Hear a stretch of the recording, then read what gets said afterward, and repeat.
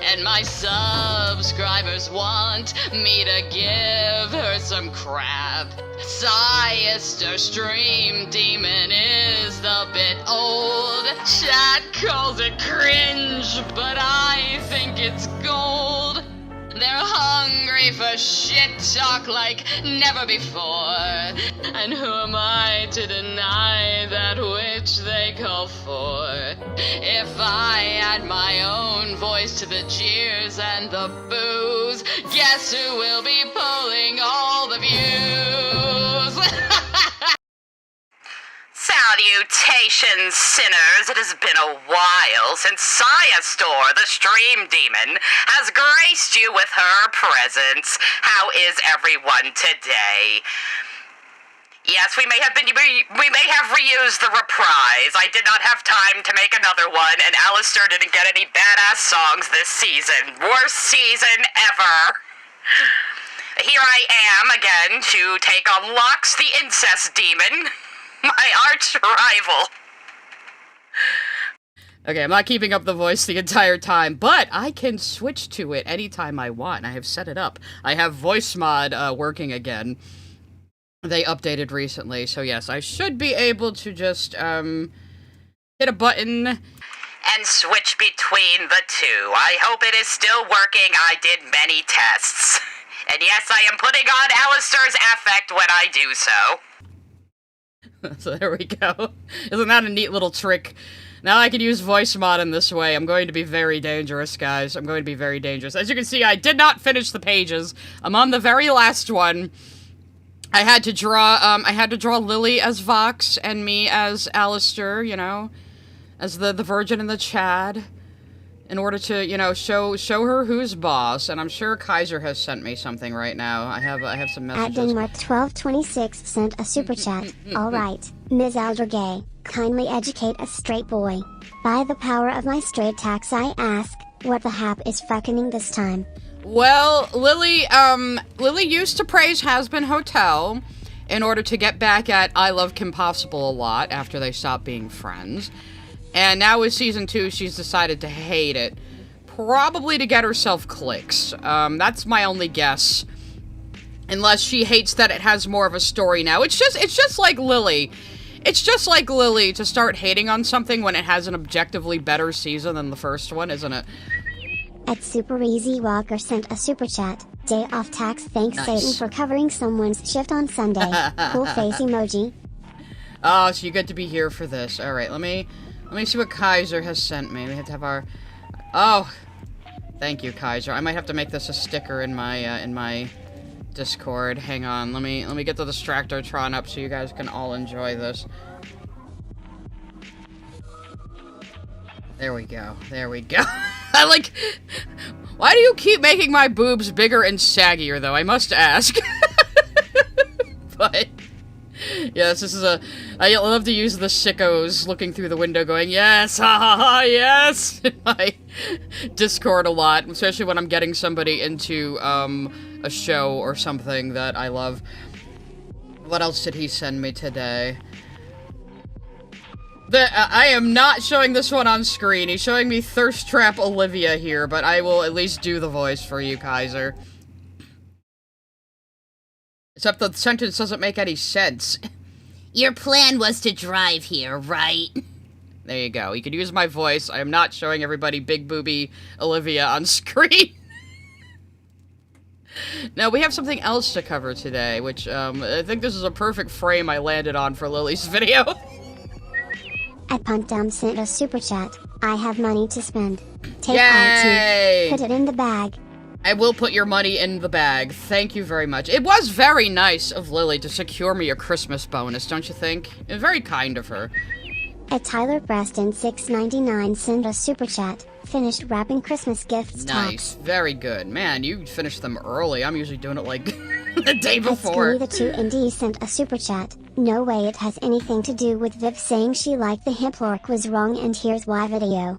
No. Yeah. Not possible. On Blue Sky, Vivzy Pop said she found Hip's Lily Orchard is wrong and here's why video. Very satisfying. And her response to Hip, Lorch's response to Hip, is the first video I reacted to. That blew me up. And actually, reacting to her Hazbin videos was like the second thing I ever did for Lily. That's why I have the singing... the singing meme going. I was gonna try to do another one, but like I said, Alistair didn't really have any solos this season that I could use, so I had an idea, but it was gonna be too complicated, and I was like, whatever.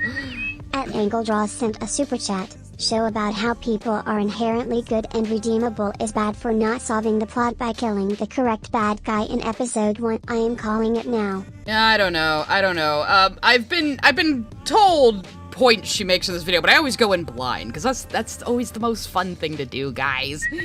At Miss Jasmine 305 sent a super chat. At Lork, stop it. Get some help. Michael Jordan. It's actually in my first video. The stop it, get some help. At At least the Solar visuals. sent a super chat. I'm late and starting overtaxed. Hey, thank you. Yes, give me your Christmas taxes, everyone. Thank you. At Dire Wolf 181 sent a super chat. Off of work till next year tax. Oh, you must work for the government or in some non-customer facing industry, you lucky son of a bitch. But still, good for you. In some industries, they just fucking take, like, the last couple of weeks of December and the first week of January off, lucky motherfuckers. I say as if I have a day job still. Sent a super chat. Deal after S1 recap song might work. Yeah, maybe. Oh, I guess I could have done that, huh? Oh well. I didn't think of that. Where were you when I was thinking of that, Miss Jasmine? At Webster649 sent a super chat. Locks, trust us, with your video essays. Well, yes, if you notice, maybe I can bring up the thumbnail on screen. If you notice, I made her more of a wood panel CRT TV, because I thought that fit Lily more, you know? That fit Lily more if I was gonna make her a Vox parody. Let me just get into my, my folder of YouTube thumbnails here. I'll let another super come through while I fuck around with this. Master Clockwork 4436 sent a super chat. I normally watch these ahead of time, but this will be my first experience with a video. Oh boy. Oh boy, you get to have your brain melted along with me. Isn't that great? We're all in this together, guys. Anyway, I can show you the full artwork. Lily's floating a little bit because I can hide it behind the sash there, but there's the whole. Well, it's a little distorted by the way my screen works, but there's the whole artwork. So, Store's gotten a bit of a glow up. There we go, that's better. Store's gotten a bit of a glow up. I might make, like, a more complex avatar based on this for when I do the Hazbin Hatedom streams. I think that might be fun, you know? Especially since I can now switch into the Alistair voice modifier anytime I like. Isn't that fun? Oh god, and VoiceMod has a soundboard too, guys. I'm gonna be so fucking annoying in the next year. Yeah, I'm pretty pleased with these designs too. I kind of did them on the spot. So, this is definitely more of my stream colors on Store here, and I figured she could have headphones instead of the microphone, because I'm usually wearing headphones when I'm doing my streams. But we do have to get into it, don't we, guys? We do have to get into it, don't we? It's terrible, I know. My buttons are still changing the place in the video. It's very annoying. So let me turn off my music. I'm going to be sketching this first panel I haven't fucking finished yet. While we go. And I can switch to Store when I feel the need to watch. What do you want me to watch first? _rabbit sent a super chat. Watched. Brain melt attacks. What are you sending me, Kaiser? If this is gonna get me copyright strike. Preposterousness! If Digital Circus was British. Are you mad? Why didn't you? I'm not interested in this right now. We're gonna get it. There's your artwork again, Kaiser. Go to Neo_Kaiser on Twitter if you want to commission him, guys. We are gonna get right into what everyone is here for. I'm gonna pause the supers for now. We'll do the supers in bunches, because you know how this gets when it's a Lorchin stream. Everyone wants to throw in their 2 cents. Yes, the Hash Brown Motel. That's what we're doing right now. Anyway, here we go. Let's see how long it takes Lily to say something really fucking stupid, guys. Okay, so the second season of Hazbin Hotel is out. Not going to lie, I was expecting that to take longer. Hi everyone, if my voice sounds weird, I am sick. So bear with me. Regular viewers will remember that I reviewed the first season relatively positively, while largely sidestepping popular complaints of the first season that I felt were either petty or not really worth engaging with, and putting a pin in an actually big criticism because I wanted to see where Medrano was going with it first. Unfortunately, between the pilot and season 1, Medrano and Spindlehorse had become the target of the People's Republic of Overreactistan, and I'd inadvertently stepped on a landmine by not checking to make sure the creator I was about to praise wasn't currently being obsessed over by sad loser neckbeards with nothing better to do with their time. Not the first time. Why are you showing me when you're talking about the Hatedom, you dumb motherfucker? Do you even know how much the Hatedom tries to cancel me for calling them crazy like you just did, Lily? Actually, she's less annoying when she's sick. You should scream for like 3 hours before you record a video, because this is actually less annoying than your normal performance style. A Tyler Preston 699 sent a super chat. After watching the first 8 minutes for prep, I have 2 notes to share. Says that Gravity is a bad song, and that the V's are lame and no personality. You can say a lot about the V's, but no personality? How? How even? But yeah, so she's talking about people obsessing over Medrano and showing a picture of me when I'm the one who gets in trouble for saying, hey, the way people react to this woman in her shows is complete fucking bullshit. And I'm the one getting hate videos made about me by Blackish, the guy everyone who threw me under the bus is now surprised is a bigot. Where were you before? Inadvertently stepped on a landmine by not checking to make sure the creator I was about to praise wasn't currently being obsessed over by sad loser neckbeards with nothing better to do with their time. Not the first. You're talking about the Hatedom though, Lily, so why am I here? Adbalonic 111 sent a super chat. She doesn't know the lore of Psy. She really doesn't. Nobody does. All these people who, like, are constantly hating on me are, like, they don't even understand my content. They're not aware of what I do. They just assume I'm, like, a canceled drama tuber, and it's like, you're not even familiar with what I do. 305 sent a super chat. Locks the incest demon. Queen of the Contrarians. Indeed, indeed. Yes, I was drawn by her racist friend Taffer, who is no longer hanging out with her, but she is using Taffer's art still. And the 2 creators she's talking about here are Dana Terrace, which, yeah, people have also been unfairly harsh to Dana Terrace. They tend to do this to female showrunners, just like you, Lily. And Nom Nom Nami, the other pedophile Lily is trying to get into the good graces of. Nom Nom Nami makes a lot of lolly slop on itch.io. Nom Nom Nami has a document out there where she admits to meeting up with a teenager, an underage teenager, when she was in her 20s, lying to that teenager's parents that she's also a teenager, sleeping over in that teenager's bed, and making out with that teenager. So, that's who Lily's talking about, and who she keeps trying to get the attention super of. Chat. Lily, if you're sick, just have some soup. Yeah, bowl Lily, with just spoon have... emoji. Bowl with spoon emoji. Bowl with spoon emoji. Yeah, just have some chicken noodle soup, Lily. It'll cheer you right up, man. It'll make you all better. At GoogSharl3240 sent a super chat. Hello Psy, here's my auto ace hacks. Good luck with the Lorchin time.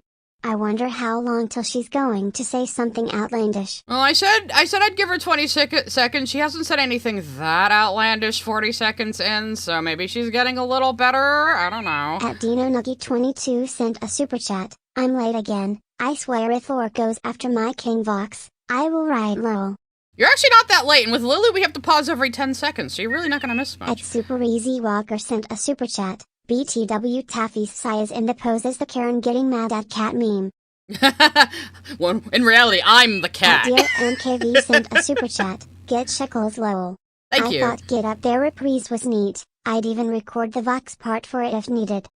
Yeah, that's almost what I was gonna use for, like, the opening song, like, the reprise during, When I Think About the Future, but I just couldn't make it work in time, and I was like, I forgot, I'll just use the old one that a lot of people haven't even seen yet, so... First time I've done that, and it certainly wasn't the last, because, as I always say, anyone who does this shit should jump in traffic. So I've been quietly procrastinating on covering season 2. Does what shit? Goes after female showrunners and calls them Nazis and says they're pedophiles and comes up with all sorts of defamatory statements about them? You mean exactly like you have done to Rebecca Sugar for years? You know? Lily, that's you!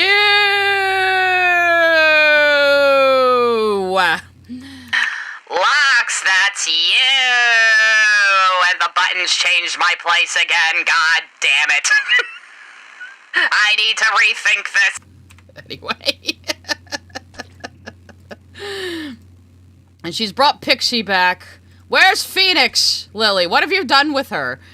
I fear for Phoenix. Where is she? One who does this shit should jump in traffic. So I've been quietly procrastinating on covering season 2 because in that time, the psychopathy has only gotten worse, with Medrano's critics now trying to demonize her for selling posters and shit-talking conservatives. We live in a period where a large portion of young people online are petulant antisocial assholes, and so there's whole swaths of pathetic little bitch whales stalking anyone and everyone who inadvertently reminds them of their own failings. So you can't— Lily, that's you! Lily, you have done this for years!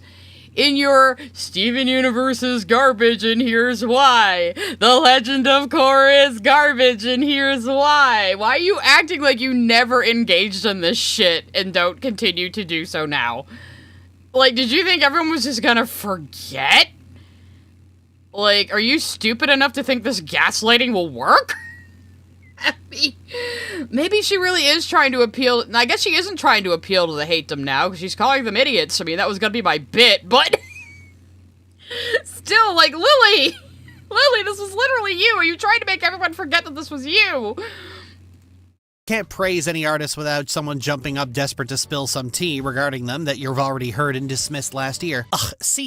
Lily, again, that is you. Is she gonna address that here with her straw man? Let's have some supers through first. At Yin125 sent a super chat. I'm from the IRS, and I've come to tax your door Thank emoji. you. Tax my door? Mr. At Door? Nostalgic Nerd 9036 sent a super chat. A Lily video? Hell yeah, also here's my broke tax. Thank you for paying taxes for being broke. At Direwolf181 sent a super chat. Didn't she get banned from Tumblr for saying this? I don't know. She's gotten banned from Tumblr like 4 or 5 other times. At Ed Stevens 5542 sent a super chat. Where's the Phoenix cut, Lily? Yeah, where is the dark media girl, Phoenix? You only use the wholesome girls now. 114 sent a super chat. Lily, that's you. Soulja Boy, tell him. It did sound like Soulja Boy when it's the TTS, didn't it? So okay, let's see if she's going to address this with her straw man. Let's see. Missed last year. Ugh, CD, why are you stalling? Season 2 is kind of bad. No, Lily, what it should be. What you just said applies to you. Applies to what you've done for years on your channel. Let's hear that one more time. Anyone and everyone who inadvertently reminds them of their own failings. So you can't praise any artist without someone jumping up desperate to spill some tea regarding them that you've already heard and dismissed last year. Ugh. Oh, Rebecca Sugar doesn't check anything. That's why concrete was in the art book. Rebecca Sugar must have been on Ambien when she wrote this. Rebecca Sugar is a pedophile because there's a painting of Steven as a cherub. Lily, that was all you! That was all you. Are you getting dementia, or do you really think people are just going to forget? Do you think everyone is as stupid as you are? At Miss Jasmine 305 sent a super chat. The last lurk ban happened cause she told someone 2 kilometers and that person reported her plus her ban evading like 4 times. Yeah, but she's already back on Tumblr. She's already back on Tumblr. And yeah, season 2 is objectively better than season 1. Actually, let's go to my channel real quick. I have a pretty good video. I have a pretty good video on season 2 that has 76k views now. I worked really hard editing this, so you should go watch it. But yeah, season 2 is objectively better than season 1. The pacing is better, the songs are better, the animation is better, everything is better. And I liked season 1 well enough. I was always more of a fan of Hell of a Boss. But season 2 was great, and a lot of it has to do with Christian Borle, who is now, like, one of my favorites. And I finally found the slime tutorial, and was informed of what slime tutorials are in regards to legal recordings of plays. And apparently, during the revival of Off-Broadway of Little Shop of Horrors, there was a production where Jeremy Jordan, Lucifer, was Seymour, and Christian Borle, Vox, was the evil dentist, and I am so excited to watch it! Because if you don't know, and I've mentioned this many times before, Little Shop of Horrors is my favorite musical. Anyway, let's, I guess the joy is over. Let's go on with Lily. CD, why are you stalling? Season 2 is kinda bad. Oh. Look, see, this was not supposed to happen. You're not supposed to vindicate the desk whales. Season 2 of Hazbin Hotel is really fucking bad. It starts and ends at the exact same point. Lily, I don't think you have any room calling anybody else a desk whale. Anyway, what was she saying? See, this was not supposed to happen. You're not supposed to vindicate the desk whales. Season 2 of Hazbin Hotel is really fucking bad. It starts and ends at the exact same point that Season 1 ended at, and all of Season 1's cliffhangers and dramatic tension gets postponed for Season 3. Why? What the fuck do you mean it starts and ends in the exact same spot? The fucking embassy to heaven gets destroyed, for one thing. Heaven has agreed to stop the exterminations. What? I have no fucking idea. The season is specifically about the aftermath of Charlie beating back the Exorcist and killing Adam, who proceeds to lose every last marble she's had while the fees... fuck me. Okay. Oh, okay, she didn't kill Adam. Nifty killed Adam, but you know. Okay. In fact, you have people surrounding Nifty praising her as the Adam Slayer. But, of course, Lily thinks you can skip 7 episodes of any show and not miss anything, so she probably only watched, like, the first and last episodes. Okay, so the season's really slow and 100% serialized, so covering it plot by plot just Slow? Slow? What do you mean? So much happens. But it's paced better. And of course, serialized. That's her problem. She wants every show to be an episodic slice of life. Lily hates plot. Lily hates mystery. Lily hates lore. isn't going to work, so I'm just gonna read off my notes, and that's just gonna be the video. You didn't even try. Okay, good to know. Maybe I shouldn't either, then. At Super Easy Walker sent a super chat. Lily, it's the internet no one forgets. No one Only forgets. emoji. Someone suggested, maybe if we have time, if we get through, because, I mean, we're 2 minutes in, and we're only a half hour into the stream. That's pretty good for a Lily video. We could go back and watch her previous one praising it after this, if we get through it fast enough, which sounds like it's a pretty lazy fucking video. And even with, like, Hazbin being a hot topic and shitting on it being a hot topic, only 12k views in 4 days for a 134k sub channel. Girl, I have 23k subs and I pull the same numbers as you. That is bad. At Aria_Days sent a super chat. ATP I think clearly just strives to be a contrarian. Anything people like is bad, anything really problematic, or poorly done, is actually amazing. Well, yeah, she doesn't just be contrarian, and... The fuck was that? They keep adding shit to viewer attack. She doesn't just be contrarian, but she, but like I said, I think she praised it in the first place just to get back at KP. Lily doesn't have actual opinions. Just whatever will make her feel good in the moment. At CatPeasant106 sent a super chat. I learned today that Amir improved calling Vox baby and sweetheart. It's so in character I wouldn't have noticed. I didn't. Yeah, I'm pretty good at picking on up the ad-libs, and there was so much ad-libbing in season 2. I fucking love it. But just knowing that him calling him baby and sweetheart was all Amir. Apparently, Amir also kept doing the little shoulder waggle when he was recording in the booth, and the animators used that too. At Miss Jasmine305 sent a super chat. Charlie proves redemption possible by the end. Yeah, exactly. So we have a new status At quo. Crossover Productions 2395 sent a super chat. The amount of brain dead takes and clear I don't shower talk coming from this woman is insane. A glass did break. I have a thing on Twitch that lets people throw shit at the screen. Don't worry about it. At CatsRule110 sent a super chat. At work listening to the stream. Now that I've watched Hazbin, I can enjoy the stream more. The V's are my faves, so this is going to be the V's are fun At villains. Mouse1556 sent a super chat. If I'm a desk whale, make style up noises. Hey! Ho, ho, Hello, ho. Santa. Lily is forever on the naughty list. Thank you, Miss Jasmine. I did not know that was an option right now. It's very seasonal. Even Santa Claus hates you, Lily. Look at that. At Belonic111 sent a super chat. Lily is mad because she finally got the lesbian action she wanted, but not in the way she wanted. Probably, yeah. At Master Clockwork 4436 sent a super chat. Can you have Oz and try hard at the same time? I don't think so. No. Maybe under some circumstances, but yes. So apparently you can, if you're using, that's probably viewer attack. If you're using viewer attack over on Twitch, apparently you can make Santa Claus say things right now. I'm not gonna bother turning him off, so he might interrupt the video, but... At FastV6Z I have to sent keep a super watching the chat. stream now. Let's make one thing clear though. Lily doesn't hate it. She just hates this season, and at the end of the vid she said she's still gonna watch season 3.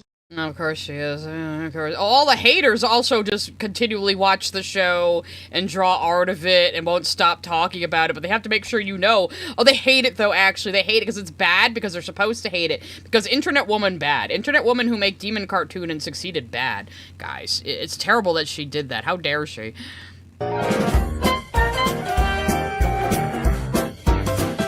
So the first thing that stuck out to Don't you forget, you ain't won yet. Anyway. me is that the episodes are no longer in the 22-minute format and their length varies. Like, this ordinarily wouldn't be a bad thing. Like, a few extra minutes is nothing to sneeze at.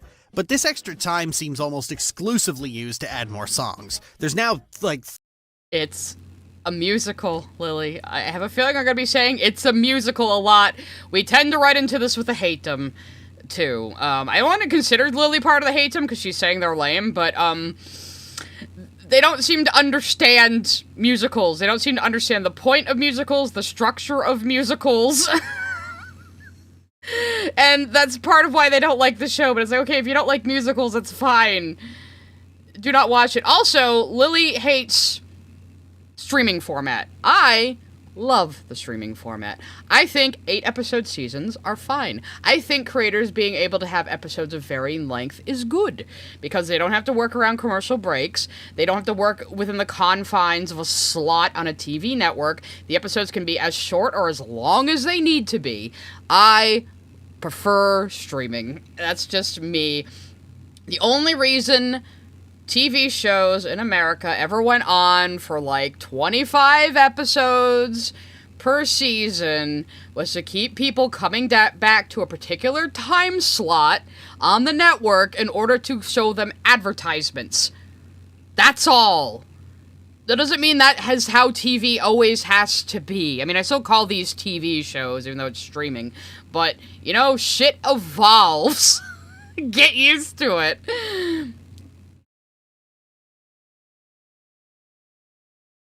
Okay. There's now, like, 3 per episode, which is just way too fucking many. The songs are almost always used to yada yada over characterization in favor of spectacle. No, Lily, you always say this. You always say that songs yada yada over things.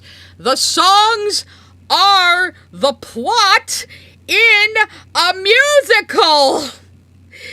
In a musical, character development is going to be in a song.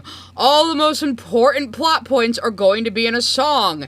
Any point in the story that is high emotion is going to be a song. That's how musicals work. I think too many people grew up with fucking Disney movies, which don't operate like proper musicals.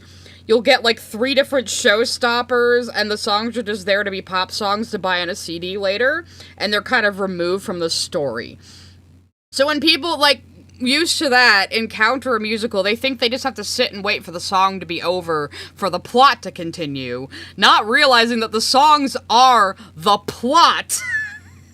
You have to pay attention to the lyrics and the song. They are telling you the story. I pointed this out about Brighter in my Hazbin Season 2 video I showed you guys a minute ago, where if we were to give Vox's whole backstory in a traditional, non-musical way, it would be like an entire episode, but because it's through a song, you are able to be delivered so much information all at once, and you just get it.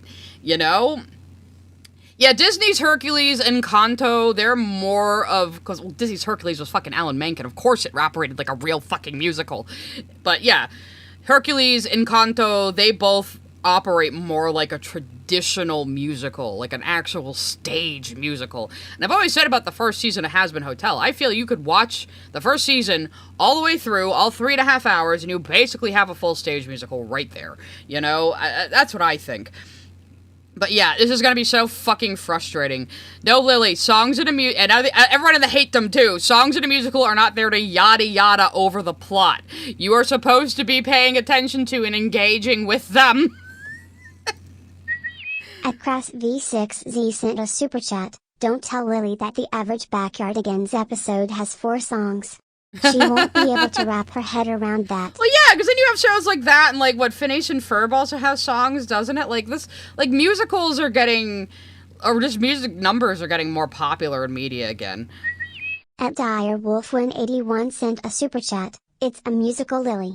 It runs on musical logic. It completely runs on musical logic and stage logic. It does. At Crossover Productions 2395 sent a super chat. Since season 3 of Hazbin's gonna be about family, maybe the Von Eldridge family and Molly, who's Angel's twin sister, will make an appearance. I hope so. We'll see, I guess. At Sawesomeness sent a super chat. Videos and Ferb is the best music 84-hour musical. Now see, I did mention that one too, didn't I? So there you go. Like, Season 1 had about 2 songs per episode, and the only good ones were Stayed, Gone, Poison, and Hell's Greatest Dad, because they were extremely plot relevant and heavy on characterization, and felt like they were used to cram. Happy Day in Hell is also plot relevant. It sets up the entire fucking premise of the show. What are you talking about? And more into a smaller space, while the rest always felt like taking a small piece of plot or characterization and just stretching it out to breaking point. The one that gets... You mean how Vaggie is characterized and learns what she needs to do to fight back during the course of her song with Carmilla? Yeah, because it's an important plot beat, so it's a song. Again, this is how musicals work. If you don't like that, that's okay. Musicals just aren't for you. But for a lot of us theater kids, we fucking love this shit. And just stretching it out to breaking point. Here the we one that go. gets me the most here is Gravity. Like, one big heavy metal vengeance anthem setting up Lute going on a rampage of revenge against Charlie for killing the man she loved. The problem is that's Adam. Lute was in love with this guy. Call me Dickmaster. Like, Yes, Lute was in love with that guy. That is what the song is communicating to us. You can judge her for that. I, for one, think that it's good that Hazbin Hotel also has straight representation. You have a hot chick who's in love with a douchebag who she's way too good for. I'm kidding, straight people, kind of.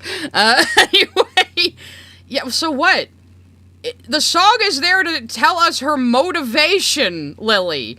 We are learning her motivation. We are learning how she feels after the death of Adam. She was always his right-hand soldier. Even in the first season, you can tell she kind of has a thing for him. Yeah, she's in love with Adam. And that is what the plot is telling us. Yes, correct. You were able to follow the song, I guess. And of course, it's heavy metal. She was in love with Adam and his right-hand soldier, and he was all about rock and roll. Duh. That's Adam. Lute was in love with this guy. Call me Dickmaster. Like, from the first moment he showed up, Adam has been a complete fucking joke. Like, his death was played for laughs. Lucifer jokes about cucking him twice. Worse even, it doesn't even get paid off, because despite all this setup, Lute, like Adam, is a raging misogynist, so the moment Abel says, bitch, fall in line, she just does. Well, also because he was reminding her of Adam in that moment. You know, that's why you have a big, ghostly Adam floating behind him. That's why Alex Brightman's voice joins Patrick Stump's in the background during that part. This is what Lute responds to. This was the only way, this is the only way Abel was going to be able to stop her. The only thing she responds to is angry orders like that. So, yeah, he had to step up and say, no, bitch, you are not going on a murder spree right now. Get the fuck back to heaven. She just does. Okay. And slinks back to heaven like a scolded puppy. So already this is ridiculous. So already this song is like far longer than it needs to. Sure, in isolation, when you're listening to it on your phone on the bus, it sounds good. But they don't exist in isolation. Had they given this exact same song to any other character, like if Charlie had been grievously wounded and this was Vaggie singing, it'd have worked. Why the fuck would Vaggie sing anything like this? This is Lute saying, eye for an eye means you owe me a debt. You know, she wants revenge for Adam's death. And what do you mean you can't say there's no payoff for it when there's 2 fucking seasons left. You know? So yes, a lot of people complain about this. Like, why did she get such a cool song and then didn't do much this season? Well, they're still keeping her in the story. We still need to know where Lute is at. Because obviously she is going to be an antagonistic force later on in the series. So, would it be better if they just didn't keep up with her at all? You know? I don't know. Let's let some supers come through. See what you guys think. Sent a super chat. Do not let her anywhere near Hamilton or Epic Plaza. I know, right? You should probably bitch about Hamilton too. They're Starbucks slave owners! 3139 send a super chat. Do not speak ill of Gravity Lily. I know, it's such a good fucking song too.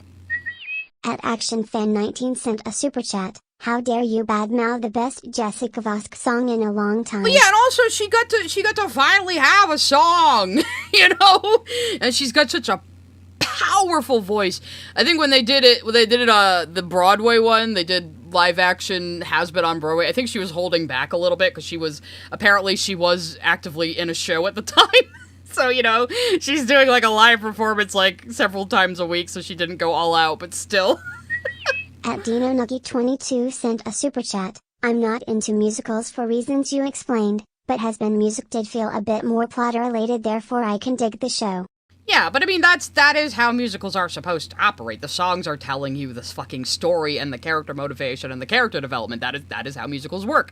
Because I think, what does the phrase go? Like, when the emotion is too great to speak, you sing, and when the emotion is too great to sing, you dance. That's a musical, you know? At Angle Draws sent a super chat. As if no woman ever fell for a cringe loser. I know, right? Like, yeah, that's her character, so... At ChristyNog7621 sent a super chat. She completely missed the part where Adam and Abel were singing at the same time and Abel was showing the same conviction as Adam, hence she listened. Exactly, you can hear Alex Brightman as backing vocals to Patrick Stump during that part when he says, "Bitch, you better fall back." At Crossover Productions 2395 sent a super chat. Calling it now. Lute's gonna be sent to hell. Yeah, there's a lot of directions they could go with Lute, which I find very interesting. I feel like she could end up fallen.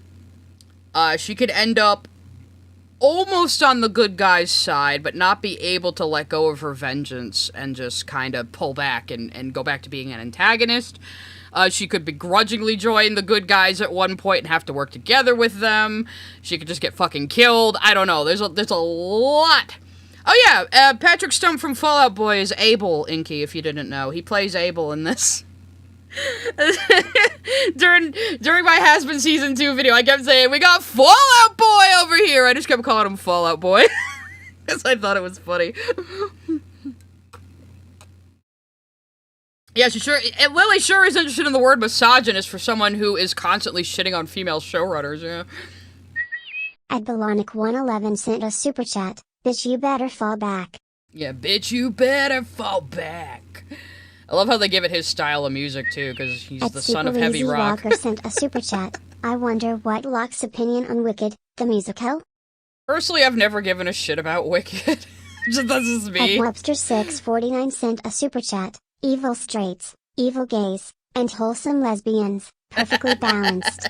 As all things should be, yes. At Ryu Mars sent a super chat. I'm tired of people saying Lute only responds to Abel being misogynistic when it was him being assertive. Instead Exactly. of being passive again. Oh, they're just focused on him calling her a bitch, but for God's sakes, she was in love with Adam who calls her danger tits. I don't think she cares about being called a bitch. At Sauce Louise 7249 sent a super chat. It's weird because so many people love the epic musical and Hamilton they solely are music with plot. But when Hazbin has it, then it's a problem.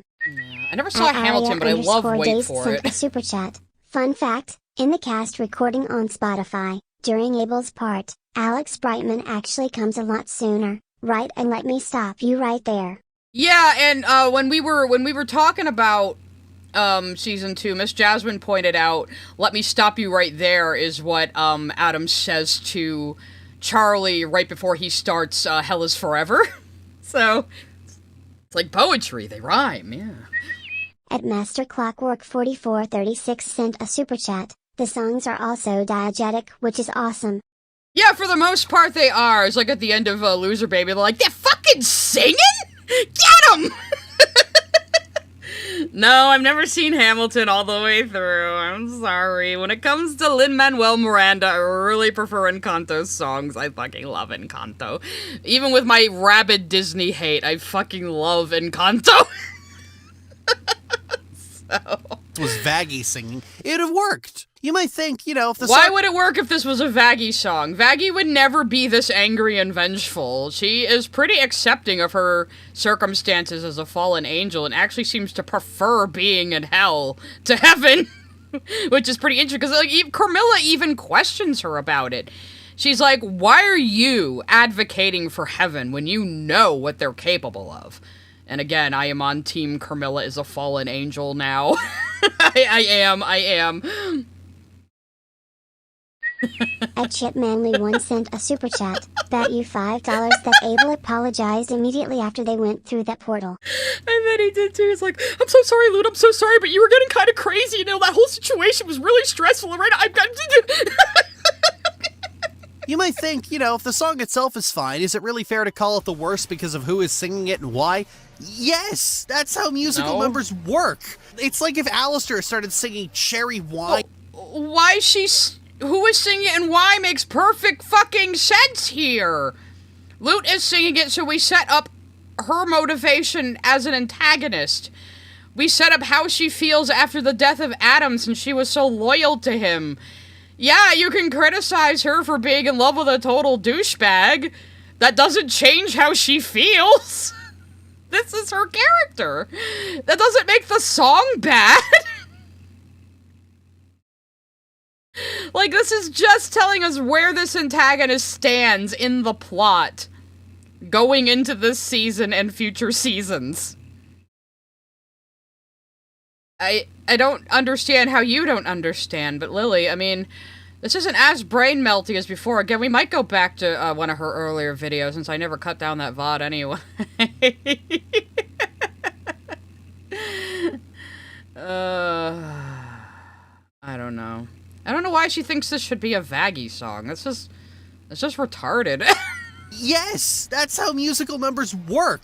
It's like if Alistair started singing Cherry Wine about Rosie. A musical number isn't just about the quality of the song in isolation, it's also about how it fits into the story and how it serves the plot. And Hazbin Hotel songs just really fail at both of those things. They sound— How?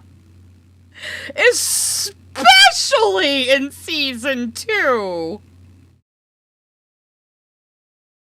Like, look at just going from Vox Populi to Vox Dei. That is so much plot between those two songs. And there's very little dialogue in between them.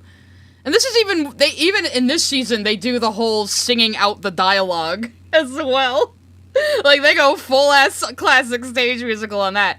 What are you gonna say about Love in a Bottle, you dumb motherfucker? things. They sound nice on a CD, but in the middle of the episode, they're as jarring and sudden a tonal shift as having the channel change. How is this how is this a tonal shift? This is about how, because everything at the hotel is falling apart, Husker just falls back into his vices of drinking and gambling.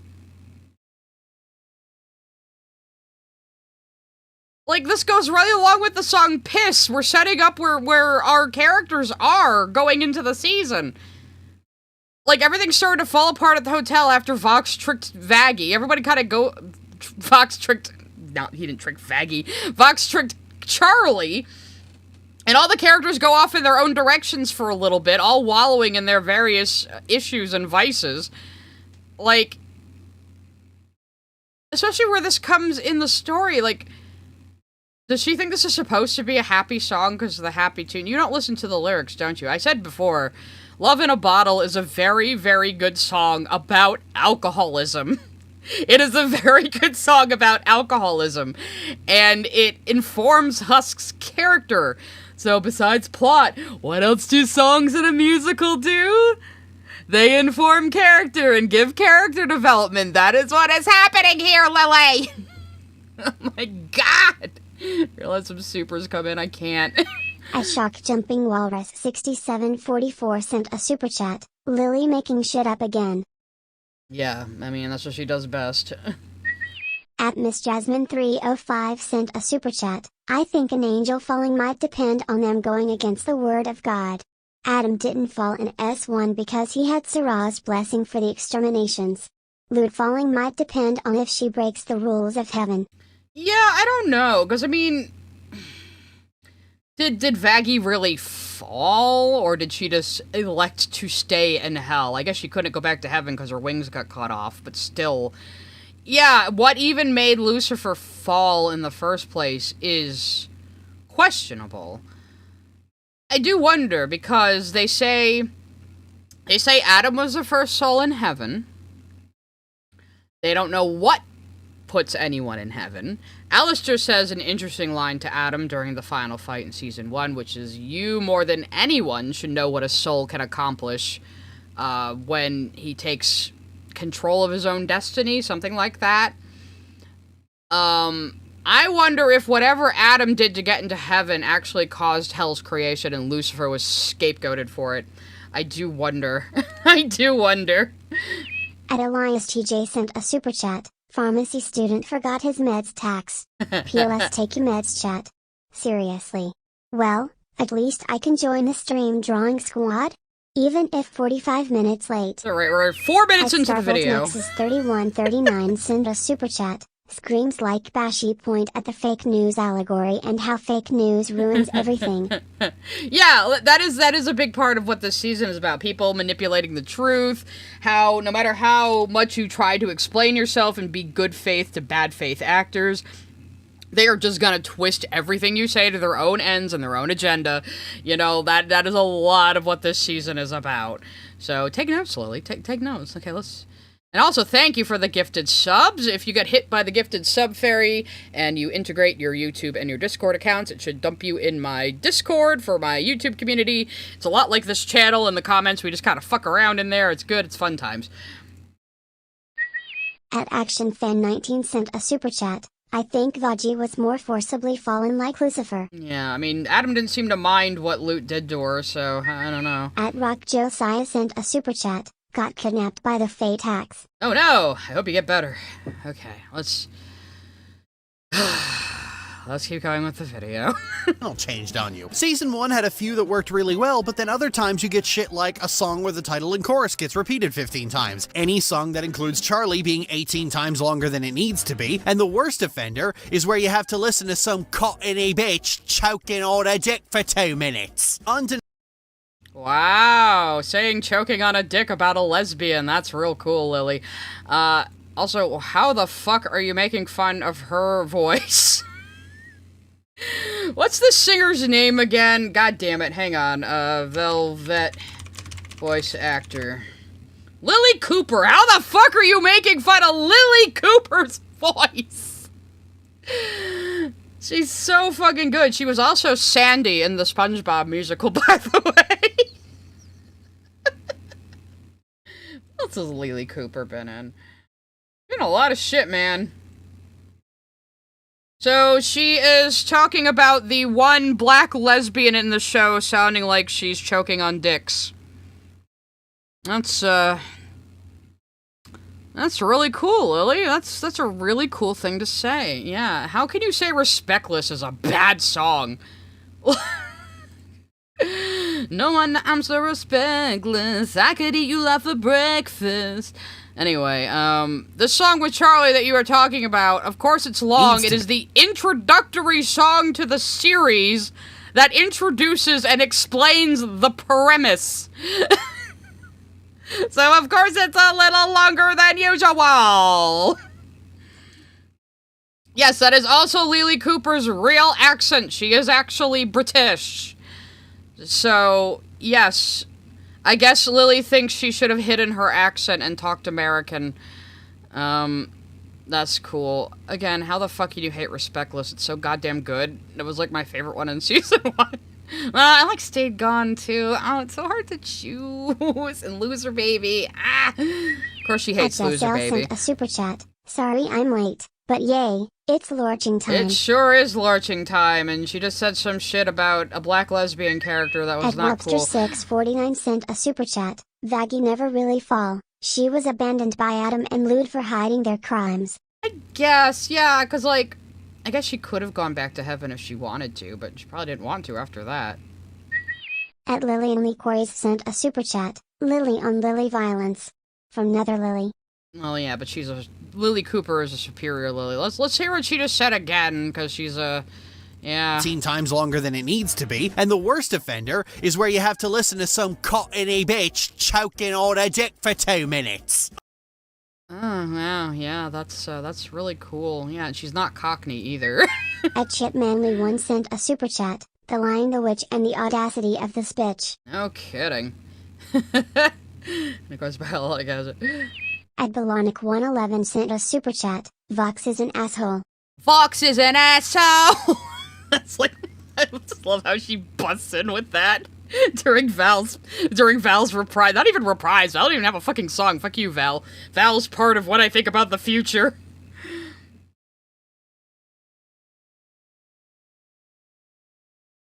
Why would her being a lesbian outcast her from the V's? They're all fucking gay in some manner.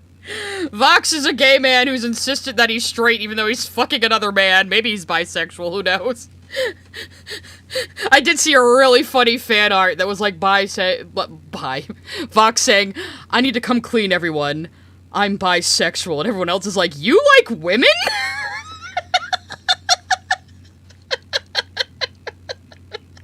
That was good shit. At Direwolf181 sent a super chat. Lily is American, actually NYC the accent is fake. I'm pretty sure she's not American. I'm pretty sure she's not American. Oh yeah, she was born in New York. What the fuck? Well, her fucking English accent is really fucking, convincing then. Maybe she lived in England for a while, though. Oh, Velvet's awesome. I love Velvet. At Albatross4920 sent a super chat. Velvet's voice is pretty hot. Lily doesn't know what she's talking about. Yeah, no Rolling shit, she's a eyes fucking face girl emoji. boss. Unamused face emoji. What are you gonna say about Nifty's song? Undeniably, the best musical number of the season is Clean It Up by a country mile, because it's what a musical number should be. For one, it's fun. For two, it's directly tied into the storyline in a way that doesn't feel like the script said insert musical number here. The setup— How? That is the most random song. The only thing it has to do with the plot is Nifty kind of accidentally sabotaging Charlie on live TV. This song is mostly for fun. You would think you would hate the random Japanese in it too, Lily. Why aren't you calling this like a weeb thing? Usually you're like, all these Western cartoon makers who like anime are so bad. And then it like directly parodies anime. This is usually everything you fucking hate.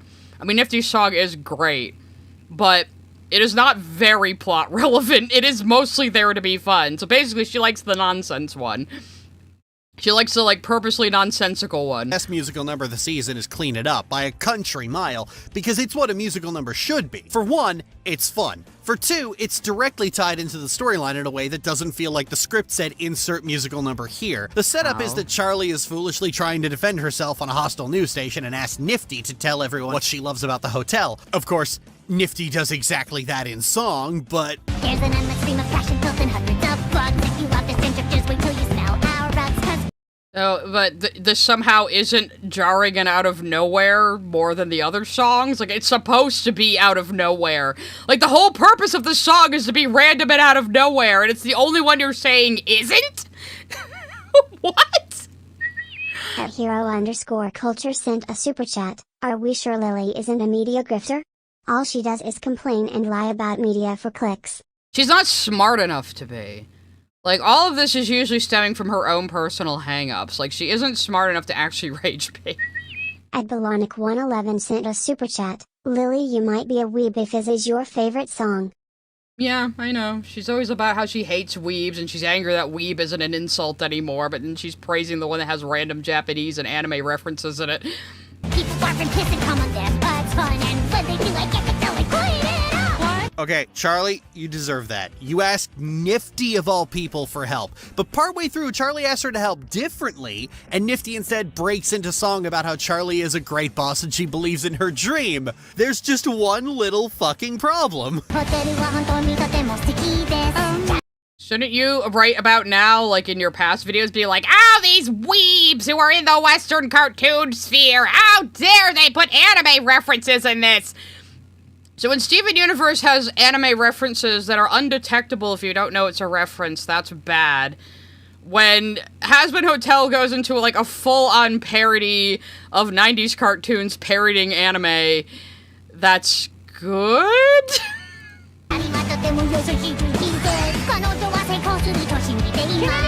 Let me tell you guys, I was on the fucking floor. This is the most masterfully executed punchline I've seen in a very long time. If every musical number was this well done, I would not be writing this section right now. There are And then you cut to one of the best well-done ones right here. I love Alistair and Rosie's little conversation song here. Especially with it ending with Alistair like, oh, hang on. You knew my game the day we met. Yes. Anyway, and then of course, doing the buttons changed my place. God fucking damn it. So of course, the most random out there, purposely goofy one is the one Lily says is the best one. Okay, that's special. Was this well done, I would not be writing this section right now. There are a few other musical moments that I like, but they're all smaller portions of a much larger and worse song, so I don't really count them. By and large, season... And you say fucking Vox Populi and Vox Dei are bad. They are so fucking good. And Christian Borle just fucking kills it this season every single time. At the_space frog sent a super chat, paying my nifty stan tax to purify my soul after realizing I adore the same song that Lily loved. I feel dirty and I don't know what to do. It's okay, you don't like it for the same reasons she does, Space Frog. At cutieappleby123 sent a super chat, Lork, handshake emoji, Bohemian Rhapsody, anyway the wind blows. Anyway the wind blows, nothing really matters, anyone can see, nothing really matters, nothing really matters to Lorch. Anyway, At singing mood today. sent a super chat, Lork hypocrisy at its finest. No fucking kidding, man. Maybe we will go back and watch her earlier video if we have time. Replica_rabbit sent a super chat, yes. Yasha! Hi! Anyway, let's see what shit she's gonna say about Vox Populi and Vox Dei, and I might have to play bits of them because, like I said, I fucking loved Christian Borle in this season. He is so goddamn good. Season 2 has far more misses than it does hits, but that's not really surprising. Once I noticed that the voice actors from the pilot had been replaced with pilot Broadway jump actors, scare! I had this feeling of dread. I noticed that the voice actors from the pilot had been replaced with Broadway actors. I had this feeling of dread that the series was going to be one of those shows, you know, where the creator has aspirations of being a Broadway theater producer and was determined to crowbar it in no matter what. I mean, like, even the genre... I mean, yeah, it works like a Broadway musical. Why are you surprised? And I'm sorry, I like Michael Kovac a lot. He doesn't hold a candle to Blake Roman as Angel Dust. Didn't like Alistair at all in the pilot. I was made to watch the pilot. Was not impressed by it. I mean, I was impressed that they were able to make it. Didn't really care about it. Always liked Hell of a Boss more from the pilot. Didn't like Alistair at all. Alistair, in the new show, as played by Amir Talai, is my favorite. To my own chagrin. To my own chagrin, the Radio Demon became my favorite when the final show finally aired. Isn't that ironic? Yes, and then I lost my place again, but it was worth the bit. So, she is now just taking this old Hatedom complaint of, the voice actors from the pilot were replaced! You know, the most normal thing that happens in animation production. Go watch the Invader Zim pilot. That is not Richard Horvitz acting as Zim. Go watch the Avatar The Last Airbender pilot. I think they have, what's-her-face who plays Katara, but, like, nobody else. You know? It was Billy West playing Zim? Imagine that universe. being a Broadway theater producer and was determined to crowbar it in no matter what. I mean, like, even the genre is listed as... I mean, Hazbin on Broadway, they did have a limited showing of Hazbin on Broadway, and they did your favorite song, Lily! This next song. And they did your favorite fucking song. You want to see Jeremy Jordan and Amir Talai live doing Hell's Greatest Dad? It exists.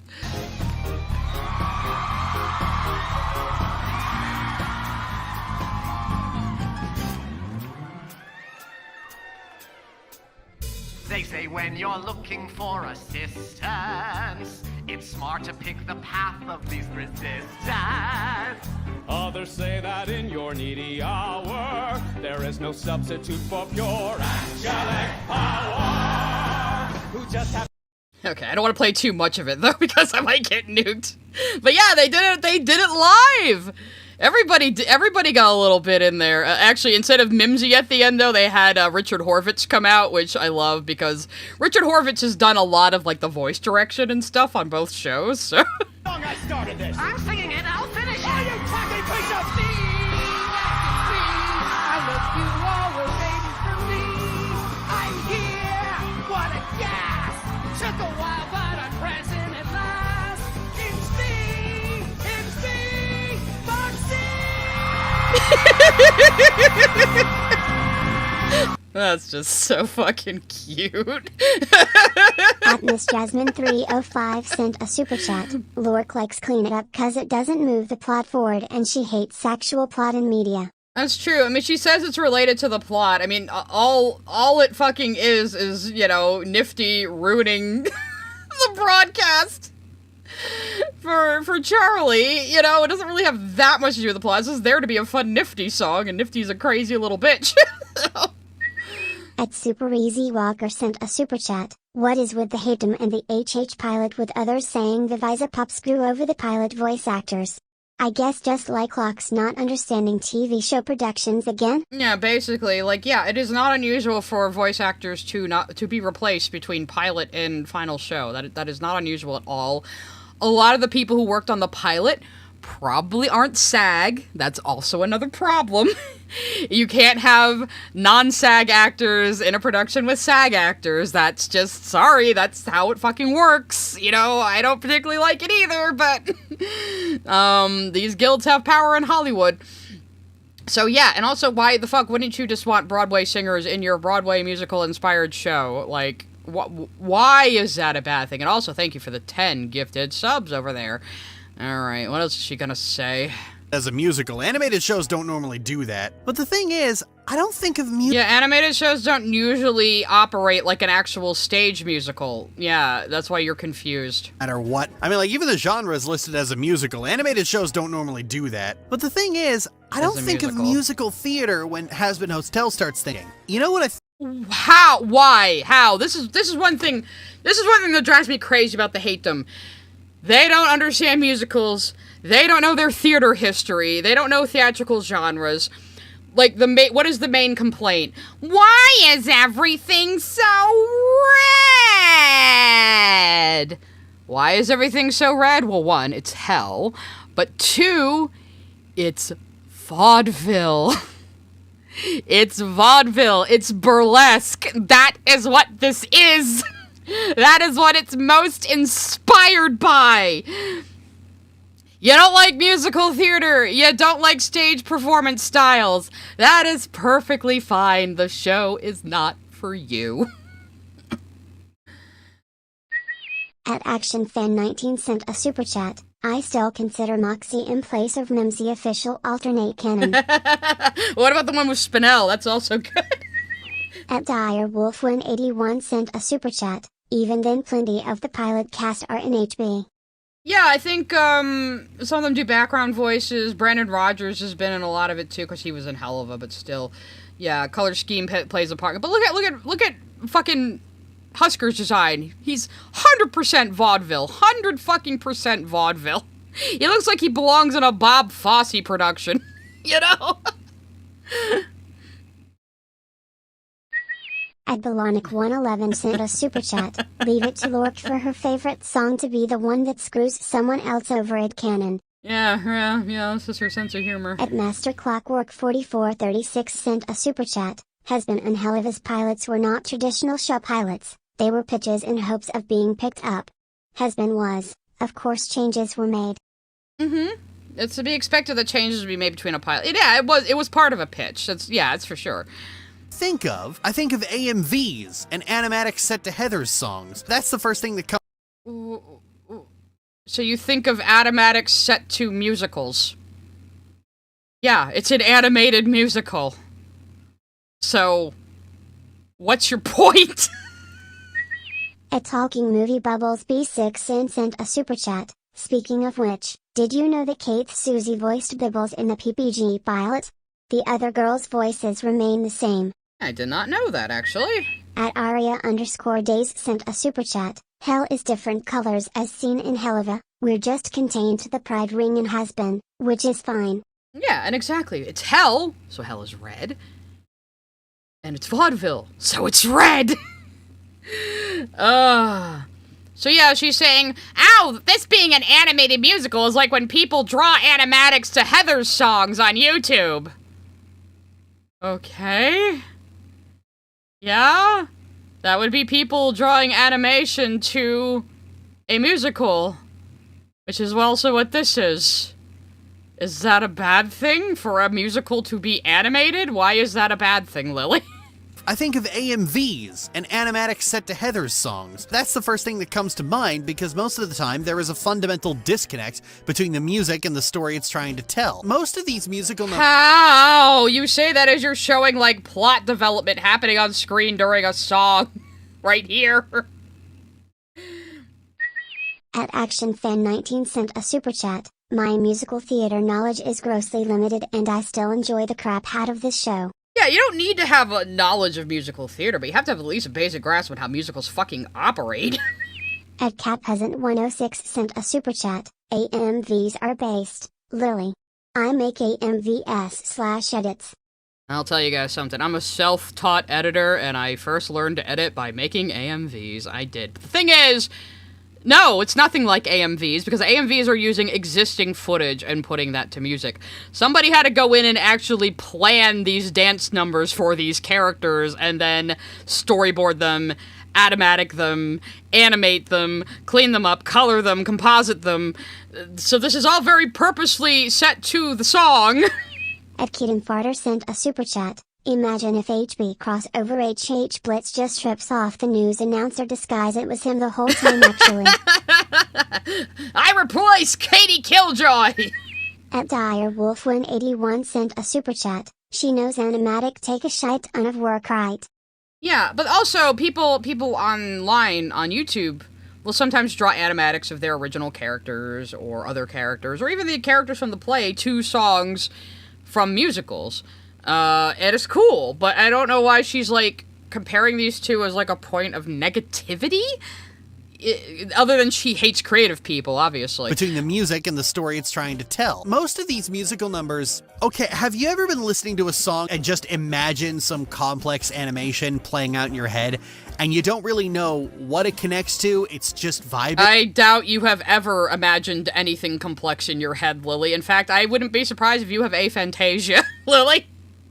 Animation playing out in your head, and you don't really know what it connects to, it's just vibing? No, just me? No, I actually have structure to my hallucinations to songs, don't you? Well, that's what musical numbers in Hazbin Hotel feel like. Someone cooked them up while vibing one day and just left figuring out where it goes for someone else. And since Are you stupid? Are you stupid? All of the visuals were planned. All the village visuals were meticulously planned. All the songs were meticulously planned to go along with the story. What?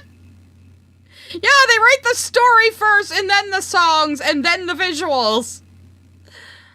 Well, that's what musical numbers in Hazbin Hotel feel like. Someone cooked them up while vibing one day and just left figuring out where it goes for someone else. And since I know someone's going to ask, here's the ranking. And of course she flashed it on fucking stream. Let's see how I go. Best, clean it up. She likes Don't You Forget. Which, though? The rosy one or the reprise? She likes Losing Streak and Love in a Bottle. Okay. Oh no, Don't You Forget reprise, B. Vox Populi, C. Well, you're wrong on that. Sarah's Confession, D. Are you, what? Bad With Us, D. That's fair. Easy, D. D for easy, really? Braider gets a D! Vox Dei gets an F! You can go fuck yourself.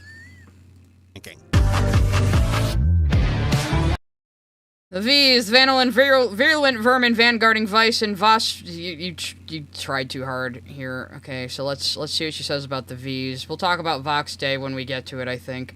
Yeah, you're like shitting on Anastasia singing along with the Sarah there. Their voices are so good together, too. Oh my god. At Balonic111 sent a super chat. Lily, are you high? I think she should get high. Maybe she would be better at this. I'm gonna get fucking high. Season 2 pits the hotel as a diametric opposite to V Tower, setting up the V's as antagonists. This made the season something of a slog because I find the V's to be as interesting as styrofoam floating in milk. They're like...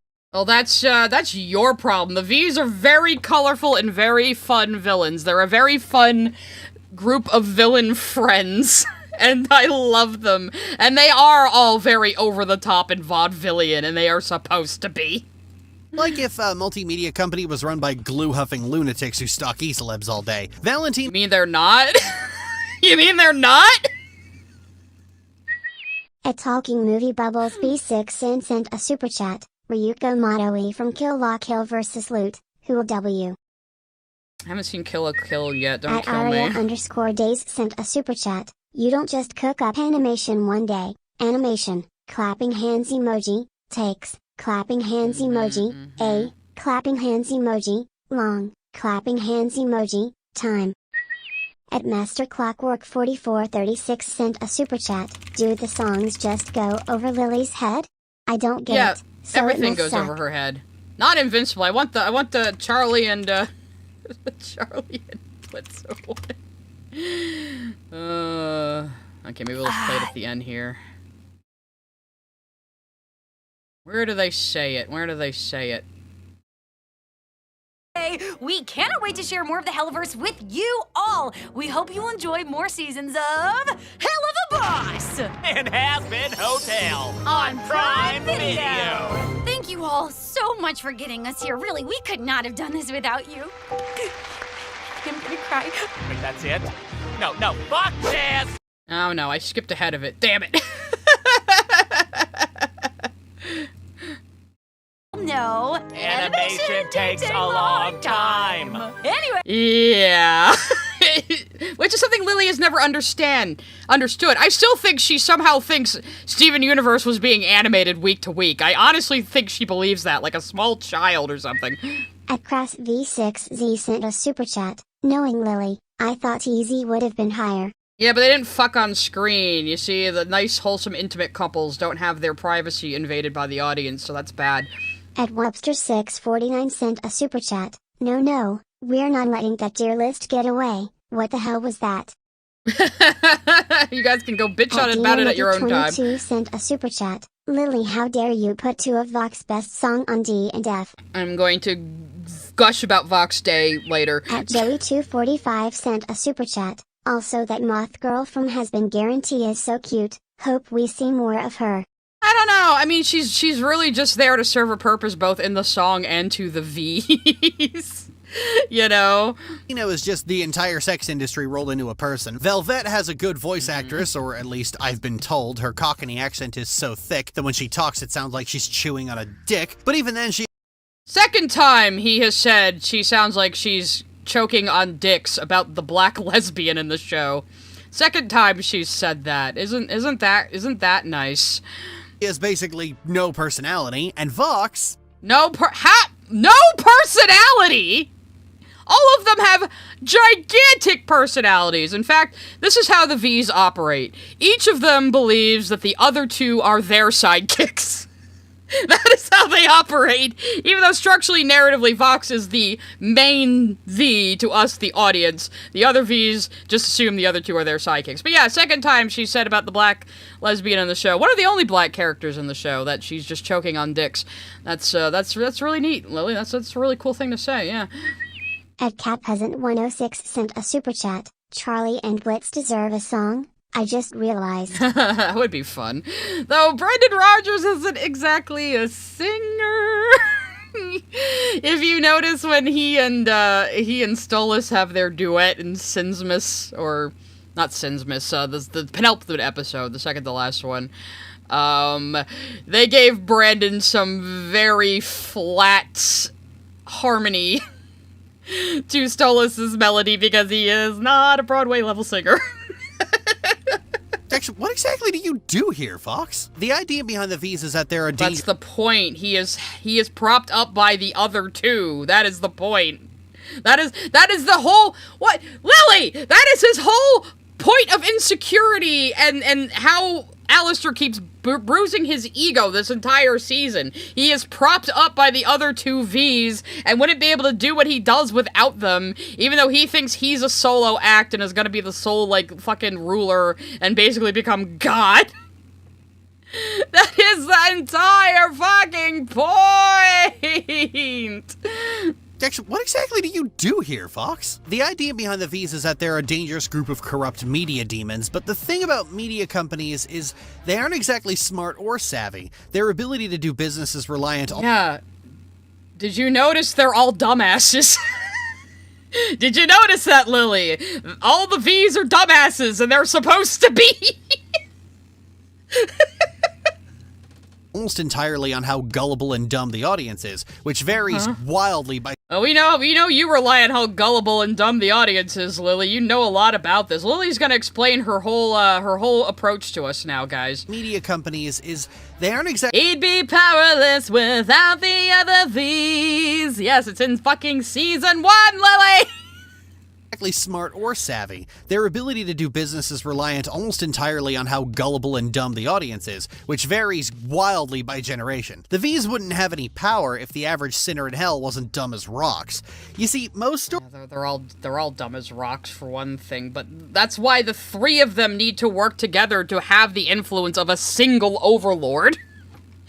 You know, you remember, also, if you paid attention to Respectless, which you shat all over, despite it being amazing, how does Carmilla's part go? Respectless lyrics. You and the V's are inane and uninformed, smug wannabes who don't heed when you've been warned. I mean, Carmilla read them for fucking filth in season 1. They are smug wannabes who think they can take over heaven. You are supposed to think their plan is stupid. At Chipmanly1 sent a super chat. Line go up, Lord. Line go up, Florch. Line go up. Come on, Lox, the incest demon. Join the V's. We can help you out. At Talking Movie Bubbles B6 sent a super chat. Loot as president. Better or worse than the current one? I would take Loot as president over Trump, yeah. I would. It's like, let's hear out her murdering anyone who pisses her off policies. I don't know. Dumb as rocks. You see, most stories about the media, and that's really what Season 2 is, are really stories about Sort the of. audience. The idea that the media is this big brain genius entity manipulating the innocent public to do this or buy that against their basic will is ridiculously overblown in the public imagination because it No, it really isn't, Lily. It really isn't. 6 corporations control all of our media, which means they control the information we get. They control how that information is portrayed. Yeah, it looks Replica Rabbit saying, look at Trump. How the fuck do you think Trump got elected? He was a man on TV once. You know, Christ, Lily. She thinks she's immune to propaganda. Isn't that funny? At Ed Stevens 5542 sent a super chat. Val thinks he's the lead in a cheesy telenovela with Vox his lover and Val his smart cousin. At Action Fan 19 sent a super chat. I swear if she calls out Lucifer being not handled well like that knob I unsubbed from a month ago, my hand is going through a wall. She hasn't really mentioned Lucifer yet. So, she kind of said, like Jeremy Jordan's part of Vox Populi was good, but I don't know. She could be his cousin and his sent a bestie. super chat. Lily would forge a ticket to a folk capella concert and rage over the lack of automatons, while at the same time calling the instrument vulgar. That is quite an interesting analogy that your brain just came up with there. At Rain Banana sent a super chat. I can now say without the slightest bit of irony, that Hazbin Hotel, HB, and Vivzy Pop 8, is Steven Universe Hate reincarnated. I mean, now Lily is a part of it. The comparisons write themselves. I have been saying from the very beginning that the hate surrounding Hazbin Hotel is just SU crit reheated in the microwave. And look at this, guys.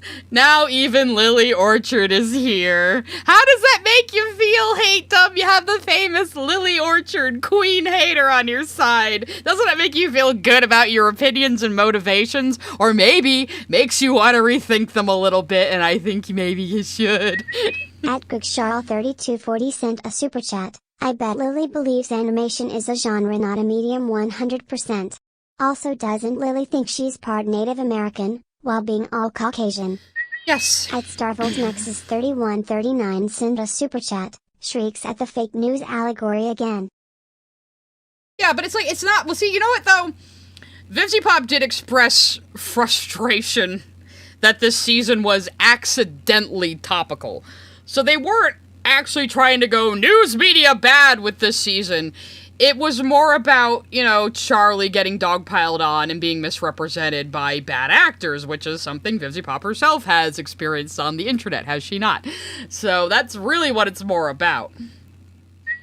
At Dr. Lizard Brain sent a super chat. Size V's are Lily, Leo Convoy, and Shad. I mean, Shad's not involved in the ACC, but... At Rock Josiah sent a super chat. Only idiots fall for propaganda, not me. She probably unironically thinks that.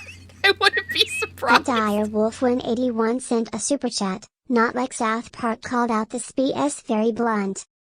Yeah, but see, when South Park does it, or does way worse, like, rape jokes and, like, disgusting material, that's fine, because men make that. You know, it's fine. It doesn't have, like, gay people in it, and it isn't headed by a woman. That's what makes it bad, guys. At Dinah Battleman 2999 sent a super chat. I got around to watching Hazbin back in October, and I was like, people are having a conniption fit over this? This show's fun AF and I'm all for it. Hell yeah. At Miss Jasmine 305 sent a super chat. Vox runs the entirety of Pride's media. Sinners aren't all dumb, they're being constantly propagandized too.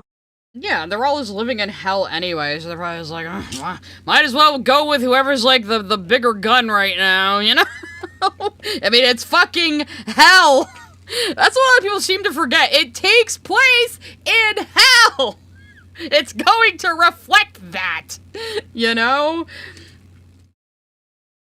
Oh, God. Yeah, Charlie, you try to make Charlie say, I said, I hate sinners. Wait, no, don't record that. Yeah, it's all about Charlie trying to act in good faith and convince people who are completely bad faith actors who are just out to tear her down and make her look bad, you know? And she keeps making the mistake of trying to explain herself to them when she just shouldn't even bother.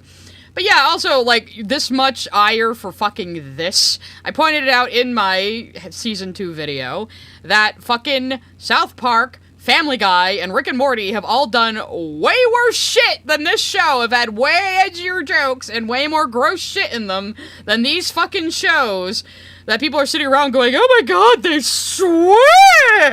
Oh. You know?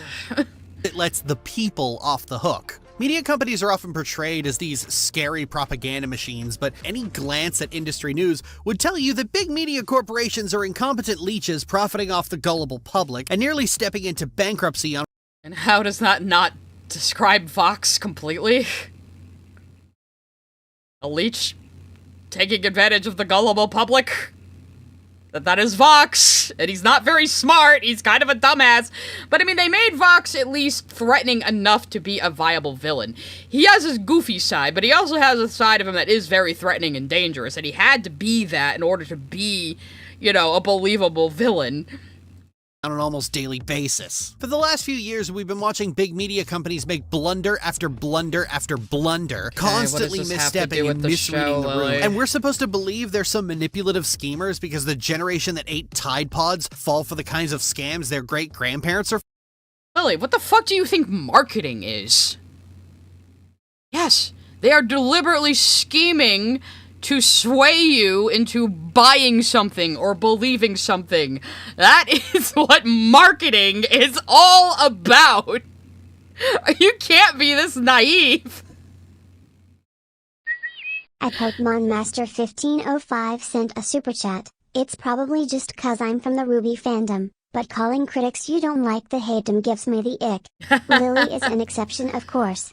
Well, I just call them the Hatedom because I love alliteration, guys. Hellaverse Hatedom, Hazbin Hatedom. You know, I'm not, like, I'm sure there's some people out there like, oh my god, Sai is so deranged calling us the Hatedom. I mean, it's just a nickname for them. I'm not, like, seriously saying, like, oh my god, the Hatedom needs to die. I'm not like you fucking people. For the kinds of scams their great-grandparents are falling for, give me a fucking break. Even the V's incompetence gets shown over the course of their first musical number, building up a new star, overexposing her until people get bored of her, and only the hyper-parasocial nutcases are left, and then once these people finally leave, just throwing her out on her ass. The only real— Yeah, that's how they operate, Lily. They draw someone in, they build her up to be a big star, they exploit her in every way they possibly can, and then they toss her out on the street. They lose nothing. They only gain from her where she loses everything. That is the point. The effect these companies have is being able to pass their poor— Here's a good super. At Evie Tomato Soup Full sent a super chat. Has she never heard of propaganda? I don't know, but it's the next super chat by Bilotic that's very, At Bilonic111 sent a super chat. Again, you don't have to be smart to be manipulative, Lily. Exactly. You don't have to be smart to be manipulative, Lily. Just look at you. Anyway. At Arsonist47 sent a super chat. That's not incompetence. That's the business plan and it works for them. They'll just pull in another clueless sinner and start over. It's not that hard to understand. Yeah, exactly. Like, this is how the V's operate together as a unit. So let's just look at, what is the song called, actually? V Song Season 2. Let's just... I forgot the fucking title. Not once we get... Hazbin Guarantee. That's a Hazbin Guarantee. Well, yeah, see, and the other thing is, they just made Charlie look like an idiot on live TV and are now sweeping in saying, oh, forget that Charlie chick. We have the real solutions, guys. Come join the V's. Trust us. I am. We'll see exactly how they fuck over this girl. Again, I don't want to play too much because, but let's just listen into Vox's opening because it basically explains the whole thing they're doing. Hey, you. Who, me? That's right, baby! Redemption got you snoring? That scene was fucking boring! Have you considered a vocation that is more rewarding? Because I sent a drop of star potential. With a little boost, that trip could turn torrential. This happens to people in real life, especially young women. They go, oh, you have a face of a supermodel. You could be an actress. Just join our agency. We'll give you everything you need. And by the end of it, they've been showed nude on a magazine spread. They've been milked for every ounce of content and money possible. And then they're just tossed aside as soon as they turn 25. You know, this happens in real life. At Master Clockwork 4436 sent a super chat. Lily unironically trust me with your media dates. She is, though. We trademark all your holes. Yeah, let's just watch it on silent so I don't get nuked. But come on down to the V Tower where we want to tout the flower. So they're like, they're gassing her up. They're saying, oh, you're our new star. They're giving her all sorts of attention. It's like, quick, fill your lips. You know, get all your body hair off. Have some plastic surgery. And, we're gonna make you our new star. They're giving her all this attention and praising her. And they're like, all you gotta do is trust us! Just us! Trust us! And then it gets out of control for her. Take these starring roles, we trademark all your holes. There's no such thing as being totally overexposed. Say the two men showing this young, vulnerable woman off completely nude to other people. Yeah, it's pretty on the nose, really. And then Vel's not involved in that part, but she's involved in the social media management. She's like, well, now everyone's sick of you, but we'll still make money off them hating you. And again, they're benefiting from this. This poor girl isn't. And now after they've gotten everything they can out of her, they kick her out of the building. Hope you had fun, but we are done with you. Your run is canceled. We're finished. I'm not kidding. Get the fuck out of my building. Get the fuck out of my building! Snip, snip, snip. Bitch. So they just ruined this poor girl's life, profited off of it, and then tossed her out. That is the entire point of the song. They're the bad guys. If you haven't noticed. At DireWolf181 sent a super chat. Another YouTuber Elijah Safk who reacted to the show pointed out the scene with the V's is actually how Hollywood work. She was a child actress. Yep, that is how, like, that's Britney Spears right there, basically. Because I just arrived. I'm guessing she only hates Hazbin now because Vivzi loved Hip's video destroying Lork? She hasn't mentioned that, but that's probably why, yeah. I do love the way he says, get the fuck out of my building! Like, how dare you expect to be praised by us still, even though we've been gassing you up this entire time. So... Fucking break. Even the V's incompetence gets shown over the course of their first musical number, building up a new star, overexposing her until people get bored of her, and only the hyper-parasocial nutcases are left, and then once these people finally leave, just throwing her out on her ass. How is that incompetent? That is exactly what they intended to do. They did exactly what they intended to do to this poor girl, which is use her up and spit her out. Which is what the entertainment industry does to people, Lily.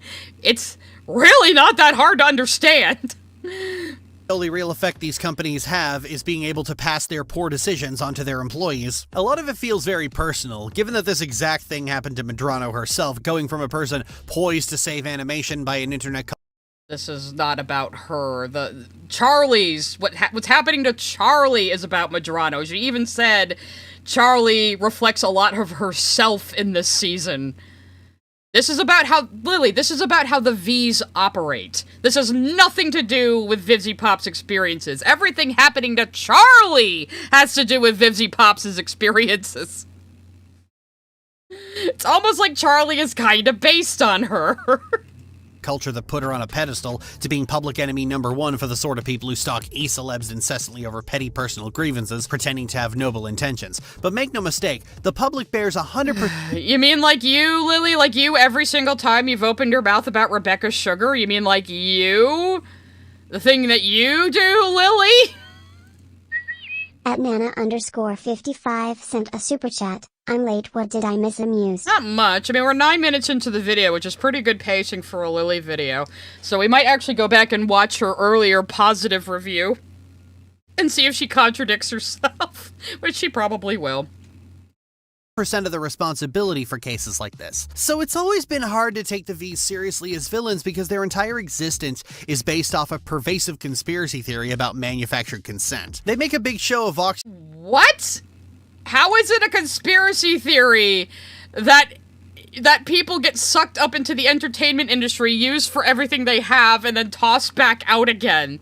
That's not a conspiracy theory, that's just what happens! Edits West 777 sent a super chat. Does Lily know massive media corporations using and abusing people is a feature, not a bug, right? No, because she is, once again, praising and defending corporations like she usually does. She's like, oh, they're too incompetent to actually control you through the media. What are you talking about? This isn't their fault. So, what the fuck does she mean, conspiracy theory about manufactured consent? Does she think manufactured consent is impossible? Is she saying anyone who gets used up and spit out by the entertainment industry brought it on themselves? What do you think of Kesha, Lily? I'm just curious. About manufactured consent. They make a big show of Vox using literal hypnosis vision to create cult-like followers, but the funny thing about hypnosis and propaganda is that neither of those things can be done to you against your will, and neither can make you do something you do not. Lily does think she's immune to propaganda! No, Lily, you can be propagandized not only against your will, but without you even being aware of it. This is why you have to be cautious. This is why you have to question things. This is why you have to cross-reference information. You can very easily be propagandized against your will and without your knowledge. But this particular thing has to do with him using angel dust as a sleeper agent. It isn't saying anything about the media. This is him using angel dust as a sleeping agent with his demonic powers. It's not a metaphor for anything. That's just what he's doing in the plot. You know?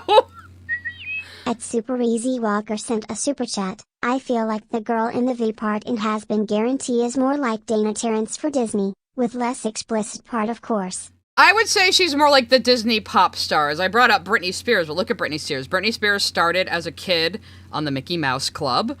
She got moved up to Disney pop star. She got moved up to sex icon pop star while dancing around in a schoolgirl outfit.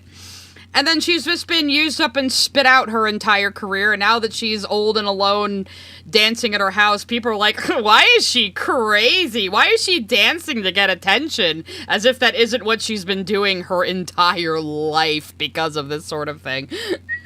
At Scoony the 2 Indie sent a super chat. Lily the leftist corporate bootlicker. She is. I'm surprised she's not a Hassan fan, to be honest. At Cat Peasant 106 sent a super chat. Has Lily never heard of cults? Well, I'm sure she would like to start one if she knew how. She might kind of have one. At Evie Tomato Soup Full sent a super chat. Lily, please, read Big Brother.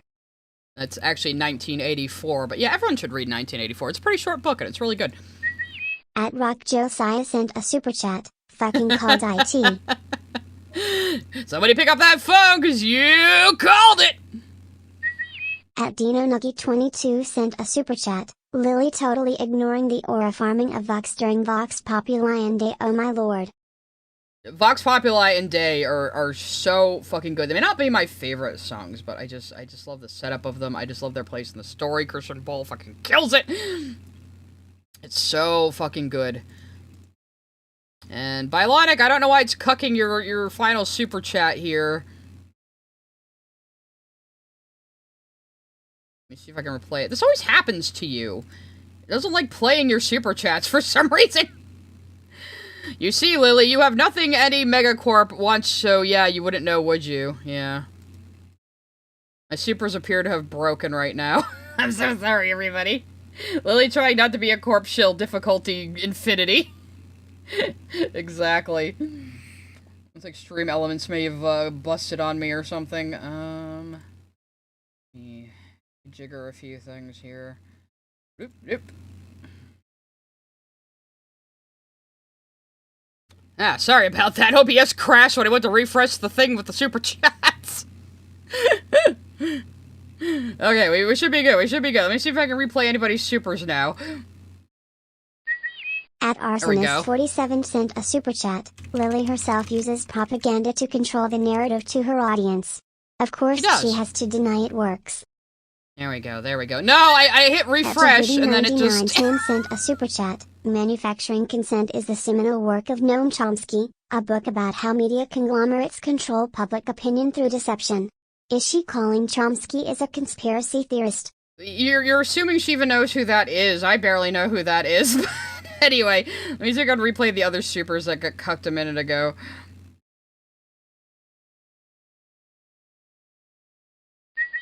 At Balonic111 sent a super chat. You see, Lily, you have nothing any megacorp wants, so yeah, you wouldn't know, would you? There we go, there we go. At Direwolf181 sent a super chat. Lily trying to not be a corpse hill difficulty. Yes, I lost my signal there for a little bit. Sorry. I'm afraid I've lost my signal. Oh no! Sent a super chat. It was me, casting a curse onto Balonic's super chats for her chat being called cool over mine. Smiling face emoji. And to answer somebody in the chat earlier, no, I am not immune to propaganda, which is again is why you should question things and cross-reference information, you know? Anyway, I guess we'll continue with the Lily video. I guess I'm not getting out of it that easily, am I? Not want to do. Propaganda works specifically because you want it to be true. Most of the season is taken up by Vox and his No, Lily, that is not how fucking propaganda works. And what do you mean most of it is taken up by Vox's backstory? This is the only... What? We see this and Brighter. This and Brighter are the only parts about his backstory. It's about him wanting to take over heaven, and he's a fucking idiot, and it's never going to work. Propaganda works specifically because you want it to be true. Most of the season is taken up by Vox and his backstory and problems. He's a character that's never really had any talent of his own, but has always had lofty ambitions, and so keeps trying to get the Overlords to team up with him to make up for the fact that he's completely useless. This season... you think you would relate to this character, Lily? Season reveals that what Alistair had said about him was right, and that the reason Vox hates him is because he wanted to team up with him to leech off of his power, and Alistair laughed in his fucking face at what a pathetic little wretch he was. And the entire season is one long string of, yep, that sure is a bitchy little media whore. The thing is, it's said over and over again that Velvet and Valentino are the real powers in the V's, and while they are certainly the ones doing all the actual work, neither of them are actually interesting characters either. Valentino is about as one-dimensional as a character can get, and is only an effective villain for Angel Dust. Oh, by the way... Well, I mean, yeah, Val is not supposed to be that fucking deep. Val is not supposed to be that fucking deep. And he doesn't need to be. He's a bitchy little diva outside of being a villain to Angel Dust. Yes, why is that a problem? Effective villain for Angel Dust. Oh, by the way, Angel Dust was a hypnotized sleeper agent the whole time.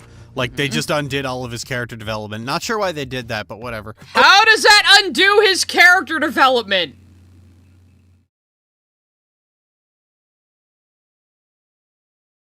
He didn't gain that character development while under hypnosis.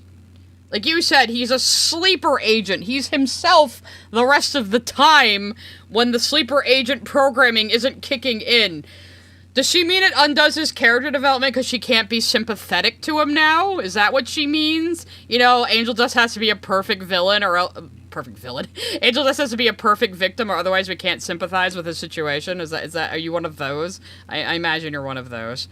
Overall, the V's are put into the position of being the arc villains for the season, but in terms of characterization, they're like Team Rocket, but if Jesse and James were replaced with pieces of wood with toothy grins drawn on them, and Meowth was replaced with the TV playing reruns of Jerry Springer. Ultimately, I mean, they are kind of like Team Rocket, where they're like a humorous, comedic, and effectual, to an extent, villain group, but they're more effectual than fucking Team Rocket. Team Rocket are at least, like, generally pretty good people who are just doing the shtick. These guys are bastards. At Crass V6Z sent a super chat. This just in. Rebecca Sugar is storyboarding again on the next Fiona and Cake episode tomorrow. Ah, neat. I don't care much about Fiona and Cake, but I'm sure I'm going to hear about it from my friend Emo. I just didn't really care about the sheer ocean of drama between Vox and Alistair. When Alistair finally broke out of captivity, I was just thinking, finally, smoke this bitch already. Oh, speaking of which. I mean, it was funny to see Alistair rolling around on an office chair, picking on Vox and just picking at the scabs of his insecurities. She's calling Alistair a racist caricature, of course. You're sure you're not just trying to join the Hatedom, Lily, because you're using their points. At Angledraws sent a super chat. Vox clearly had enough talent to be offered the spots of the people he killed. People enjoyed watching him enough to follow his cult. Yeah, he's charismatic and he can schmooze, but he needs other people to boost him up there. He basically uses other people as a stepladder. So, yeah, she's gonna call Alistair a racist caricature. In what way? In what possible fucking way is he a racist caricature? At Direwolf181 sent a super chat. Can you not demean a male abuse Vic for once, FFS? Are you talking to me or to Lily? Can she just not demean abuse victims in general? That would be good. He's not a racist caricature. She is just unironically parroting the Hatedom's points. The same Hatedom she called parasocial desk whales earlier, so I guess you're one of the desk whales, Lily. We knew it. Holy shit, if there was a standout character in this season, it was Alistair. Almost all the best moments in the season I mean, really? I would say Vox is the standout. I love Alistair. He's probably still my favorite character, but I would say Vox is definitely the standout. Character in this season, it was Alistair. Almost all the best moments in the season revolve around Alistair in some way. Makes sense, as Alistair is the most interesting character in this series, because he's always either doing something important or being funny. Alistair, shouldn't you help her? Should I? Perhaps. Will I? No. Do I enjoy being difficult? Most definitely. The best episode of season 1 is... I mean, most of that has to do with Amir Talai. He's just awesome. And clearly adores playing this character. Episode of season 1 is where he just gets into a dick measuring contest with Lucifer, and the best episode of season 2 is the one where Alistair gets to just psychologically torment that damn TV set. What I often like about Alistair is that he's a character who sparks a lot of questions, but the show doesn't make you wait for eternity to get answers to them. Season 1 ended with the revelation that Alistair had some kind of deal he had to get out of, and then halfway through season 2, it turns out he made a deal with Rosie in life to gain power in hell because he wanted to continue his fun being killing people. A lot of people were down on the revelation that Rosie owned Alistair's soul because they seemed to have such a good friendship, and there was this theory out there that Lilith owned Alistair's soul because Alistair vanishing lines up with Lilith vanishing. I dislike this attitude on two fronts. One, just because people on the surface appear to have a positive relationship doesn't mean they actually do. That's the kind of dip. I mean, by the end, it still seems like Rosie and Alistair are friends and respect each other. They're friends with a bit of a rivalry, sure, but they still seem to genuinely like each other by the end, you know? At Direwolf181 sent a super chat. Mint Lily, sorry, hit word limit on the super chat. That's okay. You didn't have to hit it. You didn't have to hit a send another one. At Master Clockwork 4436 sent a super chat. Al's race is never brought up. No one's race brought up. They're all afterlife cartoons. Exactly. None of them are human. Alistair has been an inhuman creature longer than he ever was a human. You know, if we're guessing he died, like, if he died when he was, like, in his 20s or 30s, he has been a demon longer than he was ever a human. Doesn't even matter. Though, I did see a funny piece of fan art of, like, Vox blue screening at the revelation that Alistair is the soul of a black man. He was like, wait, what? And Alistair's like, what? Why did you assume I wouldn't be? At Miss Jasmine 305 sent a super chat. Bill Astor is racist thing pisses me off. Him being a black man in life is not racist in the slightest. Unless Lily is one of those people that thinks none of the sinners should be Pac. Which yikes. Yeah, exactly. A Dynamicus 8016 sent a super chat. I really did enjoy the Azumanga reference and Clean It Up, must admit, lol. Was there an actual anime reference in Clean It Up? Oh no, Lily has to hate it now! Just like she hates all the anime references in Steven Universe. POC stands for Person of Color, and for some reason that's more acceptable than saying colored people, but that's an argument for another day. Appear to have a positive relationship doesn't mean they actually— And look, she's using Kim Cartoon for her footage. I at least used official clips or just recorded it my fucking self off of Amazon. do. That's the kind of dipshit internet brain rot that suggests you can tell people's true nature based on vibes because you're a— I mean, why would you think you could tell the true nature of any trickster demons who own like hundreds of souls in hell? That is the type of creature and character they are. We're supposed to be able to enjoy these mythological beings and the ways they operate, which are not like how humans operate. True nature based on vibes because you're a smart and savvy person who is paying attention to your surroundings, aren't you? Anyone who's ever had to spend Thanksgiving with a conservative family can tell you just because someone seems pleasant doesn't mean things are pleasant. And the thing is Rosie's affection for Alistair is genuine, but she does still enjoy the power she has over Alistair. And because Alistair's deal with Rosie was— Wow, she's actually kind of analyzing this correctly for once. Let's see how she's gonna fuck it up, gang. Because yes, Rosie is very affectionate to Alistair, but she also likes owning his soul. But basically, he came to her as a human, and she's like, you sure are interesting and unique. You're gonna be my little purse dog, you know? Genuine, but she does still enjoy the power she has over Alistair. And because Alistair's deal with Rosie was working out for him for a while, he didn't really seem all that bothered with the arrangement either. It's like keeping up a friendly relationship with your boss. But now the cracks are showing. Alistair was injured and his staff was broken, and after a lot of the shit Rosie has been putting him through lately, it's all just getting to be too much, and he needs to get out of it. They may have had a friendly relationship before— What shit? She's made him watch over the hotel for reasons he's not aware of, and he's sick of it. It's always been clear since season 1 that he is helping the hotel under duress. He opens the whole fucking series talking about what a stupid idea the hotel is. He's never liked being there, and it's clear that Rosie is the one who made him go there.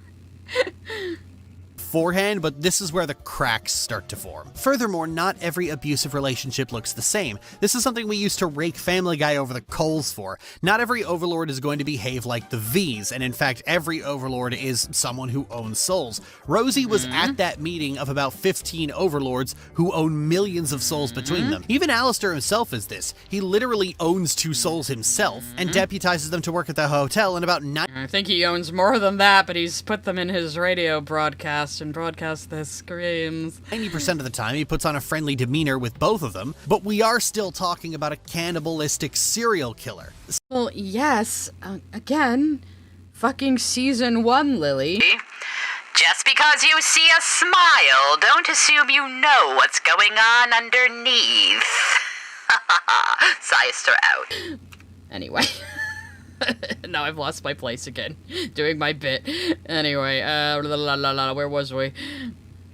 Staff was broken, and after a lot of the shit Rosie has been putting him through lately, it's all just getting to be too much, and he needs to get out of it. They may have had a friendly relationship beforehand, but this is where the cracks start to form. Furthermore, not every abusive relationship looks the same. This is something we used to rake Family Guy over the coals for. Not every overlord is going to behave like the V's, and in fact, every overlord is someone who owns souls. Rosie was at that meeting of about 15 overlords who own millions— Whatever fucking fever you have, I think think has made you actually be smart for once, Lily, because you're accurately describing things for once in your life. Millions of souls between them. Even Alistair himself is this. He literally owns 2 souls himself and deputizes them to work at the hotel, and about 90% of the time he puts on a friendly demeanor with both of them, but we are still talking about a cannibalistic serial killer. Secondly, the theory that Lilith owned Alistair's soul was always really fucking dumb. Fan theories always revolve around what would make the most dramatic "oh shit" moment, the "I am your father" moment. Fan theories... I mean, you said it yourself.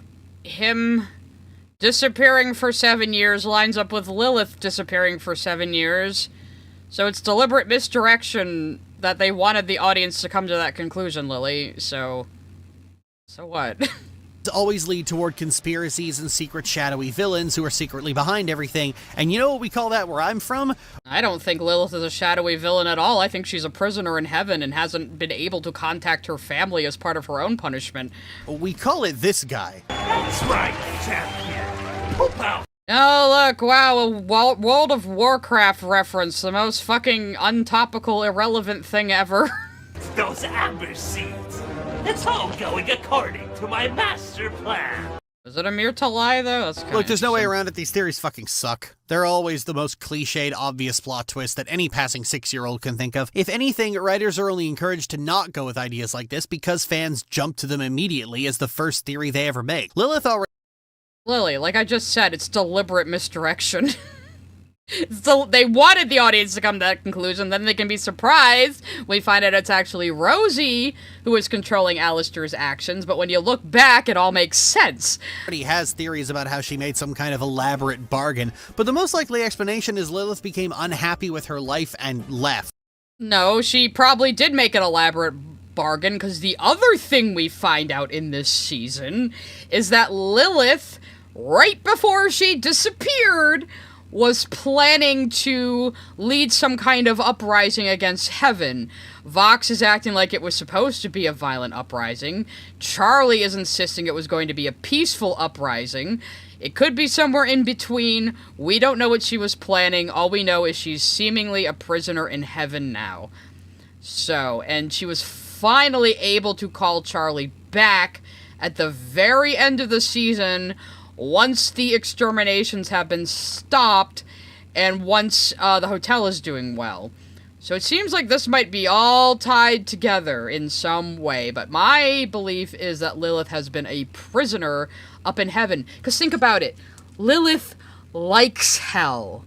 Lilith thrived in hell. They tell us that in the fucking opening thing you're showing us right now, Lily. It's Lucifer who doesn't like hell. Lilith thrived there. Lilith wanted to empower sinners. So what would be the greatest punishment? Imprisoning her in heaven. She's in these beautiful locations, but they're all very cold and empty. And she can see all the messages her family is sending her, but she can't answer them. And that's her punishment. You know? All signs point to she is a prisoner in heaven. So I'm gonna let some supers come through. A Dynamic Asadi 16 sent a super chat. Lily did that because they don't pay for shit. I'm missing what that's a reference to, Action but... Fan 19 sent a super chat. Rosie is a pleasant person, Lork. She just likes being cheeky about owning Al. The way I see Rosie and Alistair's relationship is Rosie is like his great aunt, who he's begrudgingly doing tasks for. Like, she calls him over to weed her garden, and she's like, "Oh dear, while you're here, could you just do these 20 other things for me? Be a peach!" And then she gives him tea later. Because, like, even at the end of the song, you know, it ends with, "You're gonna have to do this on your own." He's like, "Fine!" You know? He gets very petulant with her, crossing his arms. He's like a scolded son, you know? That's the way I see their relationship. At Master Clockwork 4436 sent a super chat. Rosie did tell him to figure it out on his own. Almost as in encouraging him to break their deal and try to outplay her. Yeah, maybe, because we all have our own little interpretations of Rosie's little look she gives him during her and Alistair's song during the finale. And maybe I'll just bring up that part of my video later. At Belonic 111 sent a super chat. Lily, why do you see abusive relationships everywhere? How's that therapy going, Lily? She's been telling on herself. Sent a super chat. I feel like I fell into a weird alternate universe. Yeah, let's watch any Lily video. Welcome, welcome. At Scoony the 2 Indie sent a super chat. We should have made a bingo card for this stream. Yeah, we could have made a drinking game, but I think we'd all be dead by now. At Cat Peasant 106 sent a super chat. God forbid people have fun and theorize about series they like. Well, yeah, and this is what I was saying about, like, the recent Digital Circus episode. A few people were upset that it basically said, all your fan theories are wrong, haha.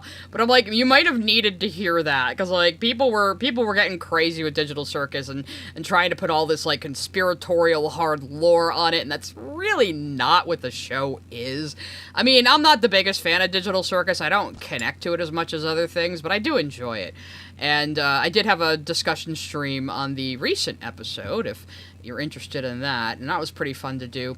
Though I wish I had known the full joke about the Chinese room before I did that stream, because it has some implications. At Soreheart520 sent a super chat. Loot said, if you want to stay here, at the end of season 1, so I don't think she is a prisoner. Loot might not know her full situation either, though. At Miss Jasmine305 sent a super chat. Also, Charlie has no idea why her mom is gone or where she is. If Lilith left willingly, then why wouldn't she tell her daughter where she went and why? Exactly. It doesn't seem in character for her to do that, everything we know about her. And every time we see images of Lilith around hell and statues and portraits, she has a string of pearls around her neck. And wherever she is right now, she has this ominous black crystal around her neck. And don't forget, it was Lilith's voice and songs that gave hell shape and structure and power to begin with. So they have likely locked off her voice as well. At Evie Tomato Soup Full sent a super chat. Didn't Lou tell Lilith to leave at the end of S1 after Adam's death? It sounded like her presence in heaven was related to Adam. Is he still alive? I think Lute doesn't entirely understand Lilith's position, because we see throughout Season 2 that the other leaders of Heaven just don't really tell Lute much. They just expect her to obey and do as she's told, and they don't really bring her in on much. So, yeah, I don't know. So it's entirely possible that Lute just does not understand why Lilith is there, and she's making her own assumptions. I mean, that's one thing, like, Lily and other bad media analyzers don't seem to understand, is that a character can be mistaken about something within the plot and within the world. Like, just because a character says something doesn't mean that is 100% going to be the fact of the matter. A character can be wrong about things. A character can be misled and mistaken. So, you always gotta keep that in mind. At Dino Nuggy 22 sent a super chat. Come on, Sai. Let's do bingo cards for Lily Vids Plaza. Maybe in the future. Maybe when we do more Hellaverse Hatedom streams. Oh, if you don't know, recent episode of Digital Circus basically shot all over every fan theory, and led the characters on a big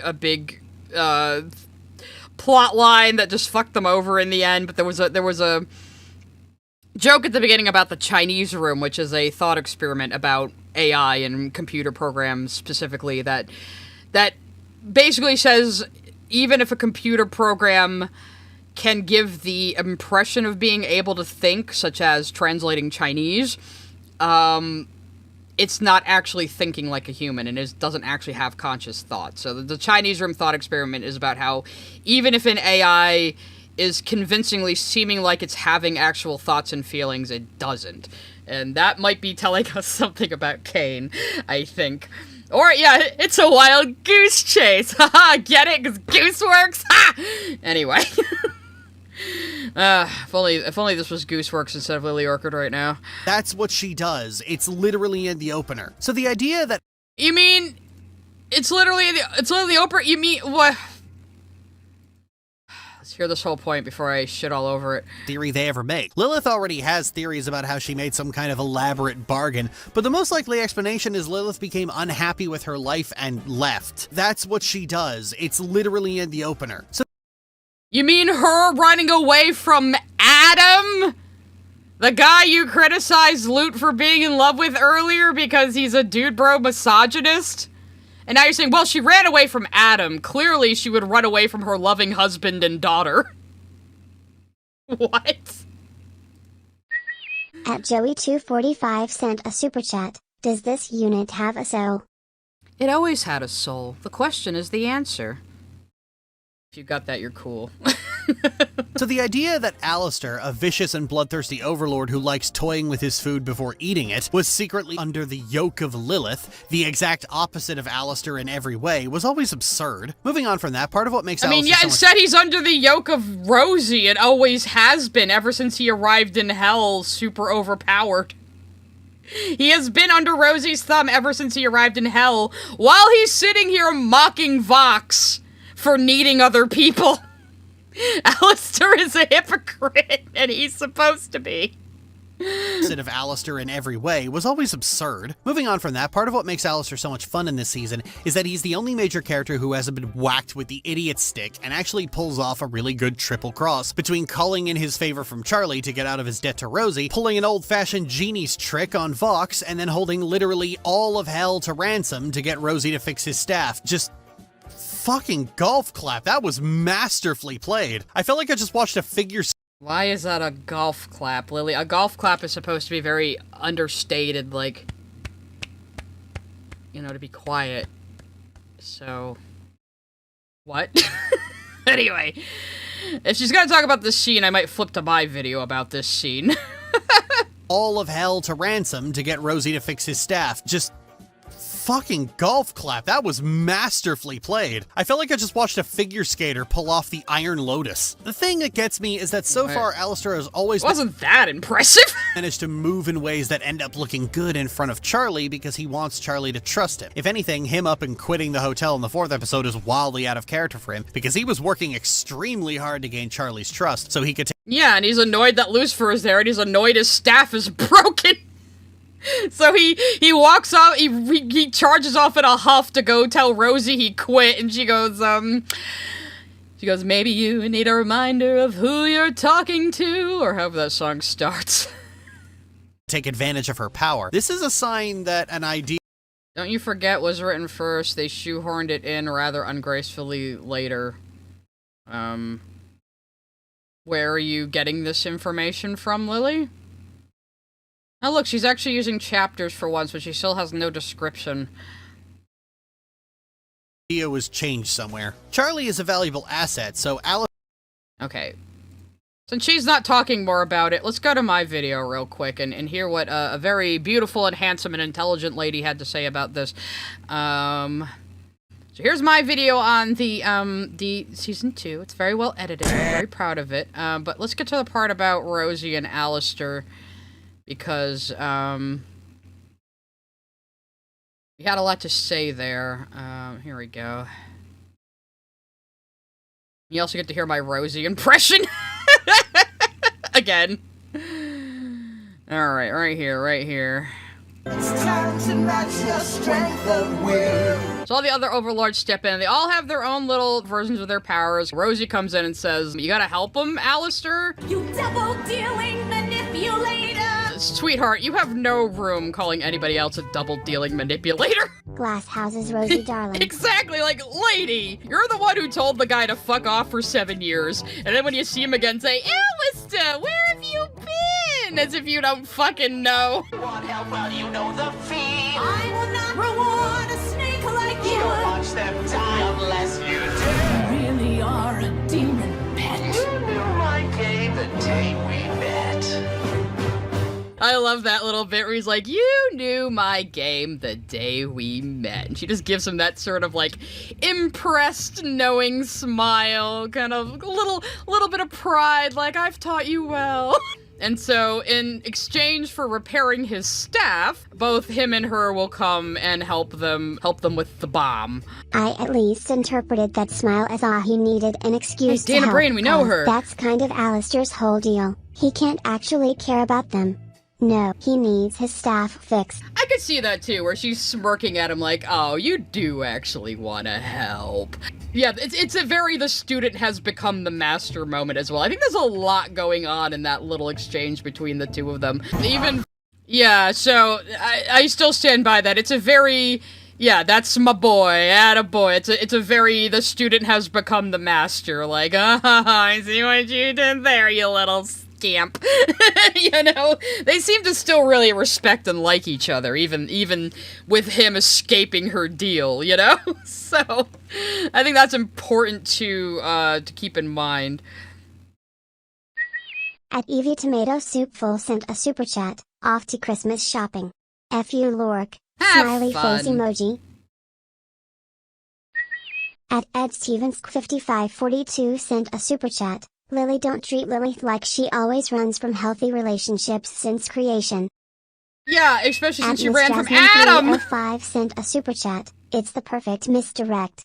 S1 shows overlords like Alastor and Val treating their souls terribly. Rosie treating Alastor well made it so we wouldn't guess she owned his soul. Thumbs up emoji. She seems to be just kind of like a motherly demon in a way, too, you know? And again, like, they are demons. They are mythological creatures. They are not supposed to function like people.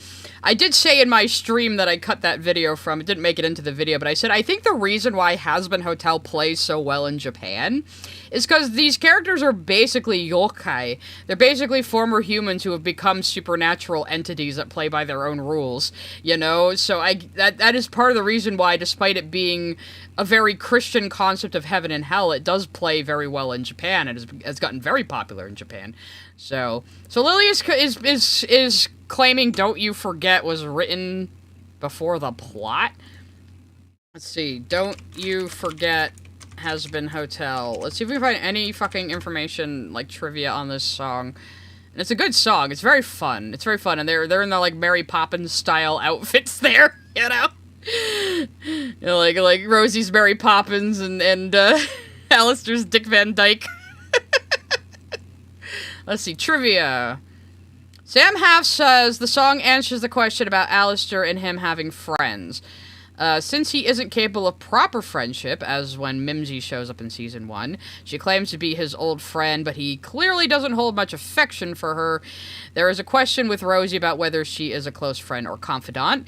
Even with Alistair having his grandiose, heightened view of himself, the answer is that it is not really friendship since they are joined for a different specific reason. They wanted this song to be more of a Rosie song where Alistair is reminded there isn't anything he can do about this since she has his soul.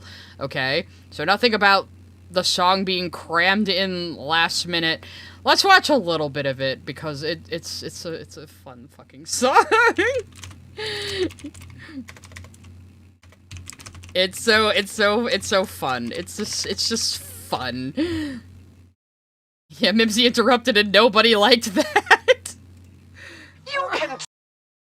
So, this is after she told his backstory to him, even though he told her not to, and she's just getting drunk and cracking up. Like, oh, I made a deal with you, and then you got shot in the head the very next day. It's so good. You can toy around with me all you want, but I've been running all over hell on some fruitless crusade for years, playing nice at a stupid hotel, because you... And again, it's been clear since Season 1 that he has been helping the hotel under great duress, because he's constantly sniping about it any chance he gets. Promised me power, and now I'm lacking, so you better... Sounds like you really could do with a little reminder of who you're talking to. An honest woman. I love her. Always there to lend an ear. I dealt with you fairly, been patient, it's true. But remember, my dear, you're in my... I didn't know she called him my dear D-E-E-R. Oh, you bitch. You're in my zoo, don't you forget! You forget! You are my pet! I say when to sit and stay, roll over or go fetch! Don't you forget! There's no way out! You're indebted till the day you settle your account! similar in how they operate as demons, too. They're very cheerful, polite, well-dressed, charming, but they both want to own people's souls. But yeah, they have more in common than Alistair maybe wants to admit. But I do see it more as like, she's his great aunt, she's his mentor. I do see it as a more mentor-student relationship than anything else, you know what I mean? She's a fun fucking character. Oh, mind you, the one scene in BoJack, you mean, no. Don't stop dancing, nothing's certain but the curtain. Yeah, it's a very similar kind of vaudevillian style song, yeah. Big Freak sent a super chat, late to stream. Sped through till live. So tired. Well, welcome. I'm singing. We're close to the end of the video, but we might go back and watch Lily's earlier video on Hazbin as well. Just throw that in there to see how it contrasts to this one. So let's keep going. Charlie is a valuable asset, so Alistair always ends up trying to look good in front of her, which means Charlie is under the impression they have an actual friendship. Sure, that's something Alistair would laugh at, but ironically, Alistair would have been dead at the end of Season 2 if it weren't for Charlie's sincere concern for his well-being. I mean, fucking Emily is the one who saves him, though. And I do find that interesting, and I wonder if this is going to have some kind of impact on Alistair, that a angel selflessly saved someone like him. You know? Even getting herself injured in the process. Alistair may be the most powerful sinner in hell, but he's not the most powerful being in hell. Charlie is both powerful and a bleeding heart, and her affection is a valuable thing to have. It's the kind of— Well, I don't think that's why he wants it, but yeah, I mean, even Rosie made fun of him saying, you think being the most powerful sinner means you can take on an archangel? Oh, dear. manipulator character I haven't seen done this well since KOTOR 2. It helps that, unlike most conventional manipulators, we see him moving his— How many games have you actually played since KOTOR 2?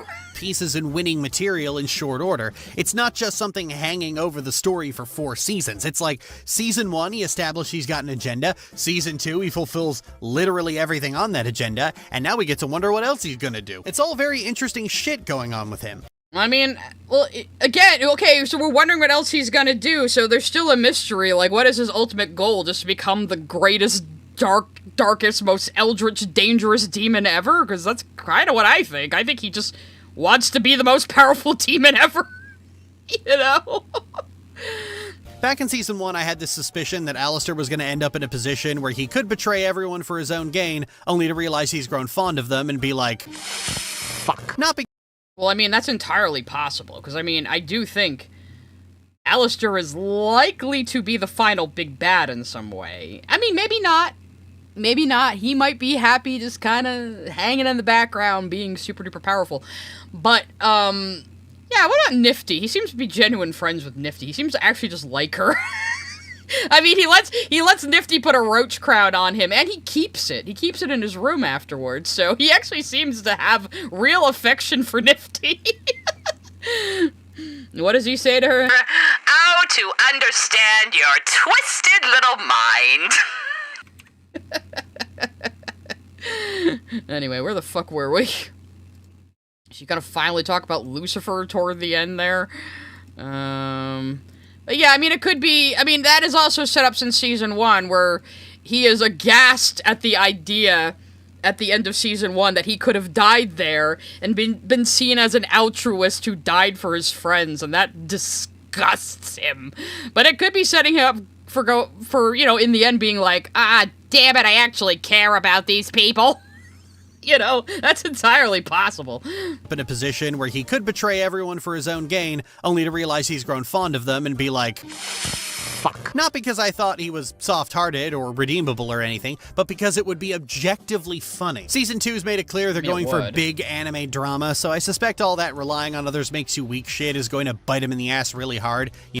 I mean, how is this— Oh, you mean the ending being, like, power of friendship holding hands? I mean, well, yeah. But, I mean, yeah, well, that's the point. I mean, he's still a bad person. He's killed people. He killed people to perform, like, satanic fucking rituals in order to secure himself a place in hell as a powerful demon. He's not a good person. He's a fun as fuck character, and I love him as a character. But, again, These are characters. They are not real people. Sometimes the most enjoyable characters would be someone you couldn't fucking stand if you knew them in real life. You know, like Xehanort. It's shown that Alistair is on the back No, foot this is not instantly Kingdom when it's Hearts, 2v1 Lily. or more, and he doesn't have any recourse for that outside of belittling the Whoa, yeah, wait a minute, Lily. How could you be complaining about power of friendship anime bullshit when, like, one of your favorite things in the universe is Kingdom fucking Hearts? With a bog standard fucking shonen anime protagonist who's always like, we just have to not worry and be positive and believe in our friends and everything will be okay. That's like your favorite thing in the world, Lily. You have no room to talk about anime bullshit. when it's 2v1 or more, and he doesn't have any recourse for that outside of belittling the person for relying on others. And not everyone has Vox's ego to yank on. Say what you will about the V's, they do genuinely like each other. Alistair sees other people only as pawns to move on a board, and sooner or later that's going to bite him in the ass. Alistair is probably the best written character in the series. He takes elements of characters that have worked well in the past and just dials them up to 11. He's not just competent and cunning, he's also funny. Now, last time we talked about the show, I noticed a difference between how Alistair's voodoo imagery had been toned down between the pilot and the actual release. I had suspected that this was the result of responding to feedback, but simply not doing it enough, and decided to hold off on making a judgment on that to see if Season 2 did more to address it. You're gonna be really they stupid did not. about this. If anything, they only doubled down on it, with Alistair's deal with Rosie playing out like he's summoning a Loa. So... is it, though? This doesn't look like... This looks more like Santeria than fucking voodoo. Or even hoodoo than voodoo. So what the fuck do you mean? It seems like maybe he tried a little bit of everything to contact the other side. Well, yeah, I feel comfortable marking that down as a concrete negative, and a big one at that. You know, I had a hunch about something and it didn't... Lily, he's drawing a fucking pentagram! That is not voodoo! Maybe don't talk about these things if you don't even know the first thing about them. Payoff, can't be psychic all the time. So basically, she thinks the fucking Santeria and voodoo are the same thing, I guess. Or satanic rituals and voodoo are the same thing, I guess. Who's racist now? Anyway, before we go into our conclusion, let's get some supers. At Soreheart520 sent a super chat. Rosie obviously wants something from Lucifer. I can't wait to find what that is. Maybe it also has something to do with the other sins. Some people have speculated that Rosie is working for Lilith, and their ultimate plan is to unshackle Lucifer. So, I guess we'll see. At 7951 sent a super chat. Rats. If only Lily had some kind of degree, she'd understand how human behavior works. Yeah, I know, if only, yeah. At ActionFan19 sent a super chat. I love you, Rosie, but how much of an honest woman are you really? You're clearly keeping your whole thing with Al on the down low and underplaying how powerful you are from the other overlords. The thing is, she was clearly being a little sarcastic and self-deprecating when she called herself an honest woman. She even closed her eyes and dramatically put her hand on her chest when she said it. At Scoony the 2ND sent a super chat. Viv said in an interview that Al doesn't care he was saved by an angel. Damn shame. Would have been a fun dynamic between him and Emily. I would have thought maybe it would even just give him a little bit of pause, you know? And I said in my final video, you can call Emily saving him almost a Christ-like action. She's willing to even save, like, a fucking serial killer sinner from death and getting hurt herself in the process. Because it's the right thing to do to her, you know? She's very representative of just, like... I don't know, it's really interesting, because you'd think Sarah would be the one who's very churchy, you know? Sarah, I guess, kind of represents the kind of religious thinking that led to, like, the fucking Crusades, whereas Emily is more... not really fundamentalist, but Emily kind of represents what Christian, you know... all lovingness is supposed to be. Like, she saved Alistair even though he's, like... a really bad person. You know, I think I explained it better in my video, but... At Direwolf181 sent a super chat. I believe it's implied he's the big bad for us three. I mean, no, I would think that I think we'd get Lute as an antagonist before we got Alistair as one. I think Alistair's gonna be the final antagonist, you know? Because it's not gonna be like an anime where they're gonna go up to heaven and kill God, you know? It's like... Atasia246222 sent a super chat. I've always said that Alistair is the final boss of redemption. He's gonna be the big test of Hazbin's convictions that anyone can be redeemed. Well, he probably doesn't even want to be redeemed. He revels in what he does. He revels in being monstrous. And he always has. Even when he was alive, even when he was a human, he reveled in being monstrous. So, he would prefer to, you know, rule in hell than be in heaven, you know? At Ed Stevens 5542 sent a super chat. Both her and Alastair have that southern gothic Satan energy about them. They do! And it's so cute! At Master Clockwork 4436 sent a super chat. You don't root for Skeletor, you love his antics. Exactly. Good At comparison. Cyberwonka sent a super chat. Kingdom Hearts mentioned. Here's a super chat. That would be part of the drinking game usually. She only mentioned it once. She's getting better. 520 sent a super chat. Lucifer has a keyblade. Are you sure it's not gay, H? You're right, because Kiki turns into like a key weapon at the end and he's like flying around with it like a little spaz. At Max Mallard sent a super chat. My favorite crack theory is still that Rosie is actually Lucifer in drag. No, I don't buy any of these characters or secretly other characters' theories. It doesn't seem to be the way it's gonna be going for me. I don't know. It looks like my shit froze there a little bit again. At Cinnamon Toast Crunch 9983 sent a super chat. I am the best cereal. Also love her channel, so keep up the good stuff. Thank you. Now again, I really like Raisin Bran Crunch too. I don't know. Anyway. Hello super chats. Did you break again? Are you gonna No, oh no, that was the last one. Awesome. Okay. I'm so used to them coming one after another. Okay, so here's where Hazbin Hotel reaches the inevitable problem. The problem that all these shows will eventually have to deal with. In that they have the premise, setup, characters, and writing talent of a tightly written, character-focused drama, yet they keep trying to make this big, sprawling, lavishly produced spectacle where characters and themes... How has this entire season not been character-focused? Vox's plan was never going to work. His entire plan was, line go up and then we take over heaven. Any questions? Like, seriously. His plan was never going to work. It was never about taking over heaven. That was never going to happen. I don't understand all of these people who thought that was gonna be a real thing.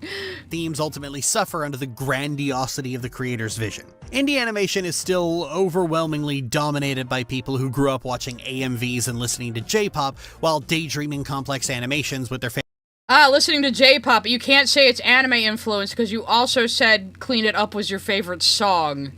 And you just know that would make you look like a hypocrite, though any other day you'd be like, these weebs, these terrible weebs, no! Favorite characters, and that is ultimately what Hazbin Hotel is. That wouldn't be a problem. Except you didn't even talk about the plot, because again, I don't think you even watched the season.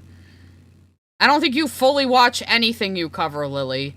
That was very clear from your Dungeon Meshi videos, and yes, I will cut those down eventually. I know it's been like a year.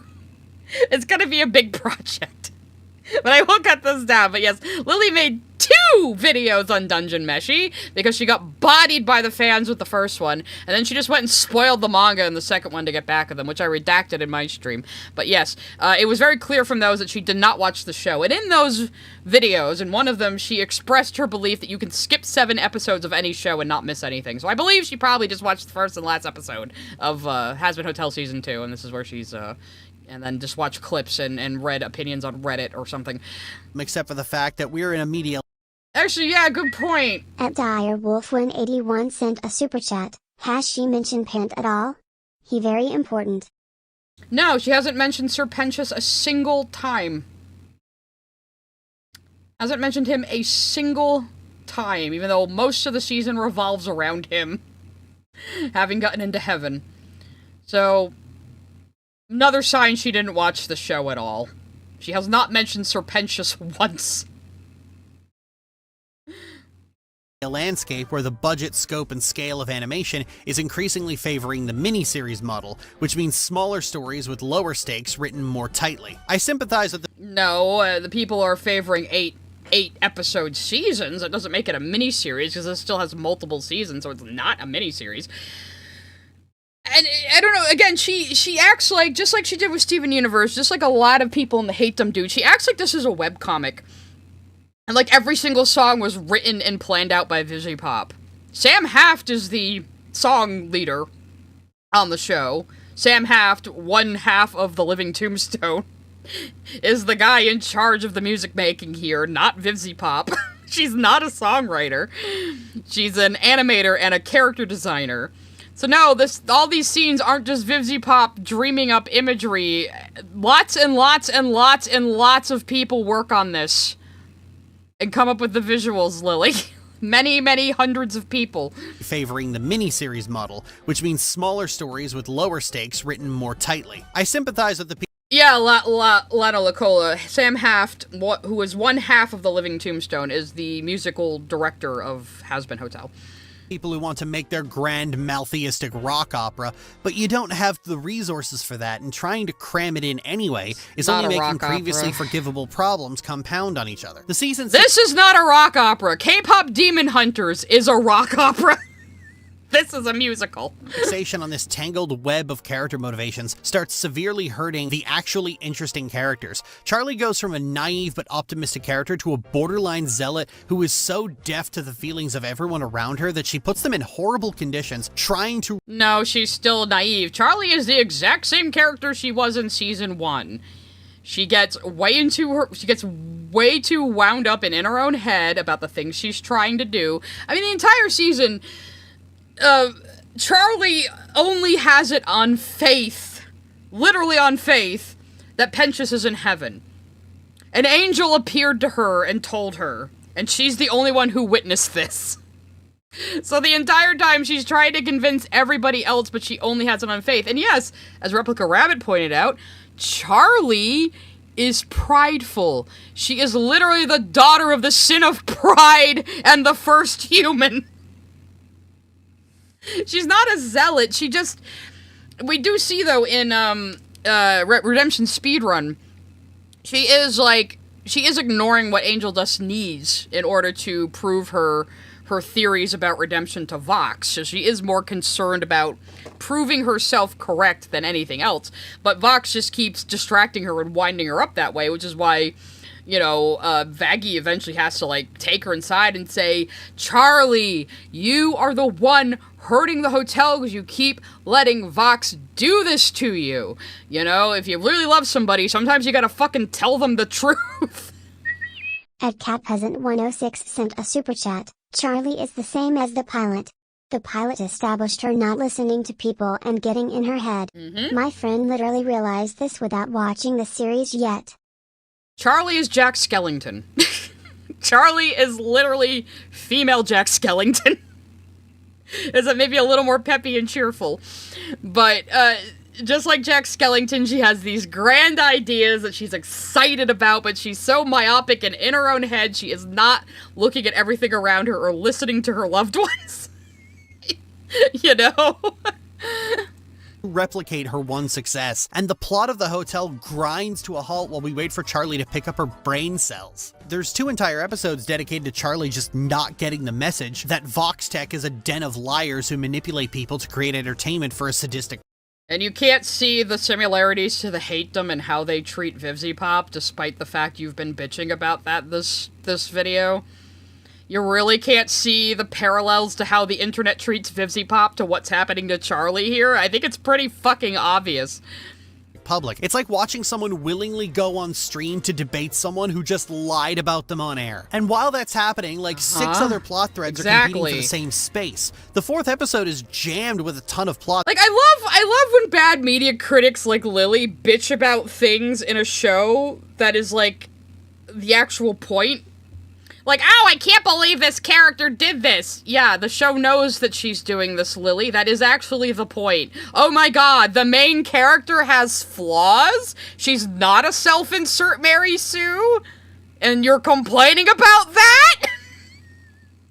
Plot threads are competing for the same space. The 4th episode is jammed with a ton of plot that doesn't have any room to breathe because it has to be crammed in alongside Charlie being a bozo. I would say that's more the second episode. Second episode is when we go to heaven. Because I always feel like Sarah's first song is a little, not misplaced, but it needed more breathing room. But at the same time, I can't really see where else they would have put it, you know? I just feel like it gets a little overshadowed by Gravity, because Gravity's so fucking rockin', you know? And a number of songs that don't benefit the story. It's all just more stuff thrown into Darling Baby's... All of the songs have to do with the story. The one that has the least amount to do with story is Clean It Up. The one you like the most. Off, and none of it is really satisfying enough on its own. But it's big, you know, it's big None of it's and impressive looking. None of it's satisfying on its own. Oh my god, I'm gonna play Vox Dei, and I'm gonna play it on repeat for the rest of my life. Oh my god. We'll get into it after the video's over. So much of the story is just every character stammering and hesitating and going, no, no, no, no, no, while Vox keeps running his mouth like a hyperactive squirrel, and every character who actually knows what he's doing is just conveniently out of frame or gets tied to a fucking chair for half the season. And that was all part of Alistair's plan, if you didn't know. You were praising Alistair's plan earlier, Lily. And Alistair's plan was to offer himself up as a prisoner to Vox, so he could sit there and get Vox declared the most powerful in hell, so then his deal with Rosie would break. You were praising that earlier as an awesome master plan, and now you're bitching about it. Because you lose track of your own fucking thoughts when you write these, and you don't edit your scripts. Hair for half the season. And in the end, we're back at the exact same place we started. The exterminations are over, the hotel is more popular, and we get an ominous Lilith cliffhanger. All we achieved... How is that where we ended up before? The exterminations were not explicitly over at the end of season 1. In fact, Sarah was considering continuing them. Remember? Except you didn't watch the whole season. I doubt you did. The hotel got popular for the wrong reasons at the end of season 1. And the Lilith cliffhanger was nothing like this. She actually called Charlie back. That's a big deal.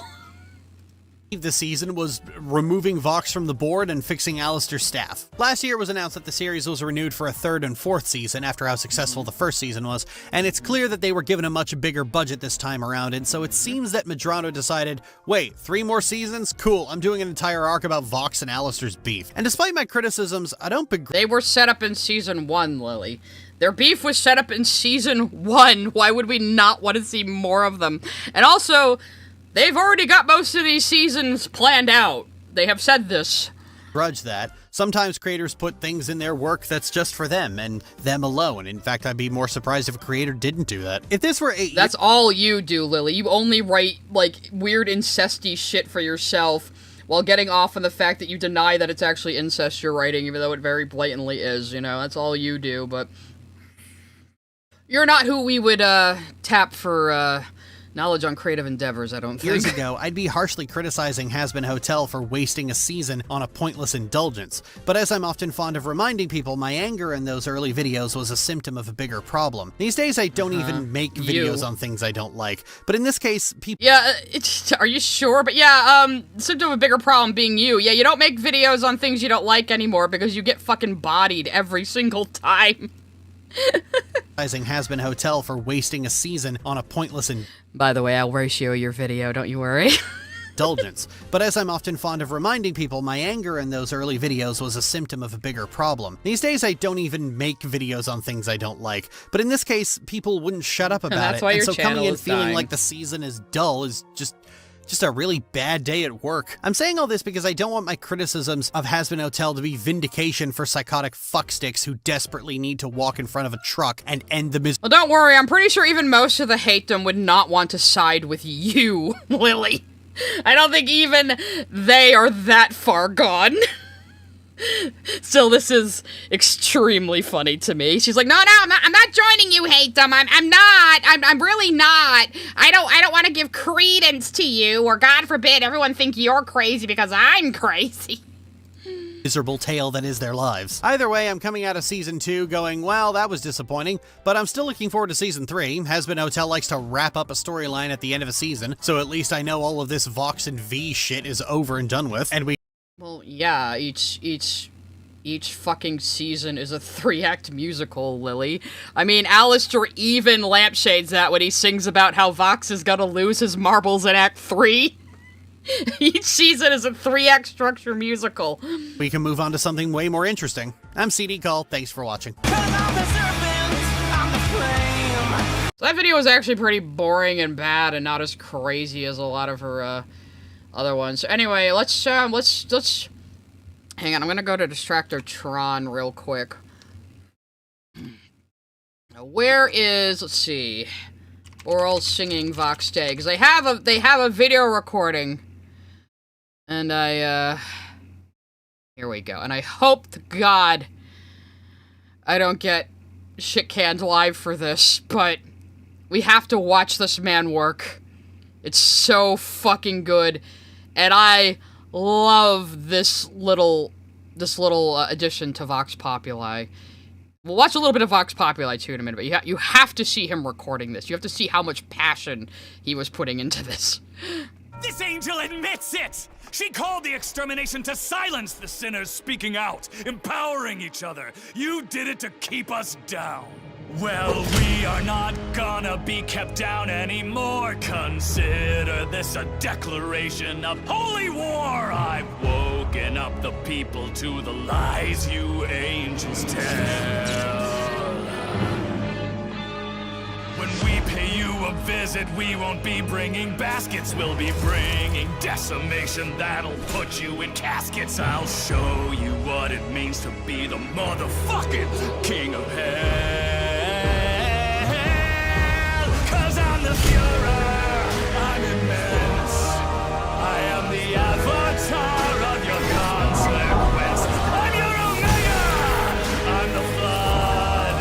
I am the nightmare you made when you spilled our blood. So cower and hide, find a rope you can swing from. Go say your goodbyes to your lives, to your kingdom.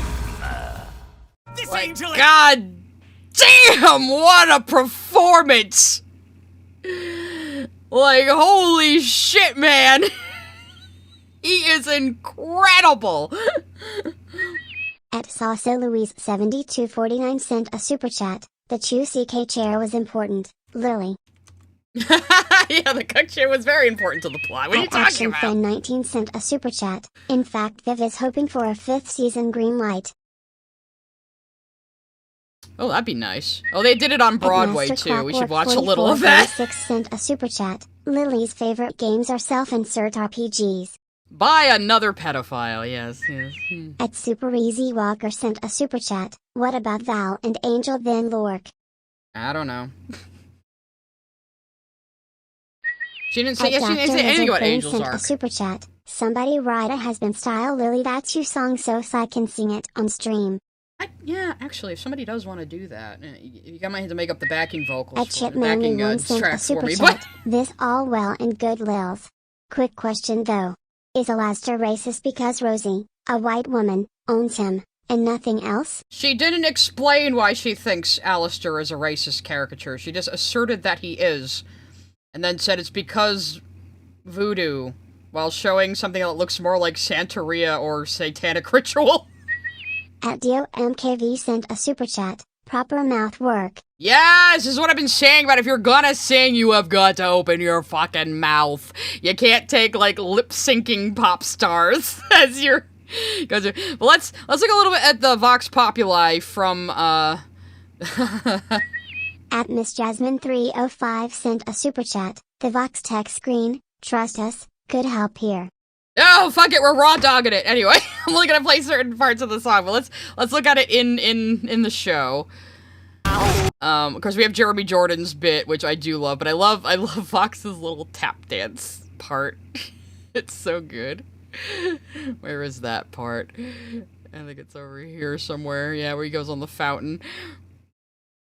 Changing for redemption, but by taking over heaven. They say hell's too populated, that's why they exterminate. We got the numbers, we got the thunder, let's annex their real estate. If you wanna see a new world, raise your fists and make some noise. Hail Vox Populi, the people's voice. Let's just get to his tap dance, because I fucking love it. Manifest destiny, long as you invest in me, the rest will all fit into place. Meanwhile, this king thinks all of us... Like, how could you think this is fucking bad? Also, let's watch them do it live on stage. I love Christian Borle's suit in this. It's so good. Look at his suit! They all have suits that match their characters. I'm gonna look at a little bit of Jeremy Jordan's part too, because he's awesome. I'm the principle of this eternal detention. I hope you had your fun, but son, it's time to ring the bell. And these are people who have done stage. I mean, you see them doing crowd work during this. It's so good, man. Just in case y'all have forgotten who's the motherfucking king of hell. Oh yeah, 'cause I'm the servant, I'm the flame. The mortal world is scared to say my name. I am so spooky, I'm a shaft. I am the living aspect of the infinite. So Nice, awesome. So let's get to Burl's part. Curious, you stopped by to fight me nail and tooth, when all I mean to try is to dispense a dose of truth. We sinners do not need a king. We need someone who understands. Literally gets up on a soapbox. Different kind of despot bringing respite. I love from that divine suit. demands. It's so New good. order, like what Lilith had envisioned when she threatened them. She knew hell could be great, and we can make hell great again. Just imagine if we could flip the script, take the fight back way upstairs and make them beg and I think he does crowd work here too. He just goes right in the crowd. These guys are fucking professionals, man. Have a crewmate to protect, 'cause they want us all divided. That is how they keep us down. We got the guts, we got the chutzpah, we got the means to seize the crown. If you're not fucking stupid, then you've only got one choice. Me, Vox Populi, the people's voice. So yeah, awesome. Awesome. They are so good. And he just keeps doing crowd work the whole time. Heaven! They say hell too populated, that's why they exterminate. We got the numbers, we got the thunder, let's annex their real estate. If you wanna see a new world, raise your fist and make some noise. Man, these are guys who have done stage shows over and over again, you know? Manifest destiny, long as they invest in me, the rest will all fit into place. Who's with me? This looks like it was a great night, man.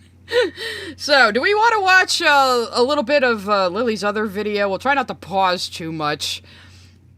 Let's see what she said about Hazbin Hotel before. I'll probably try not to pause too much and let it play, because I don't want to go too long.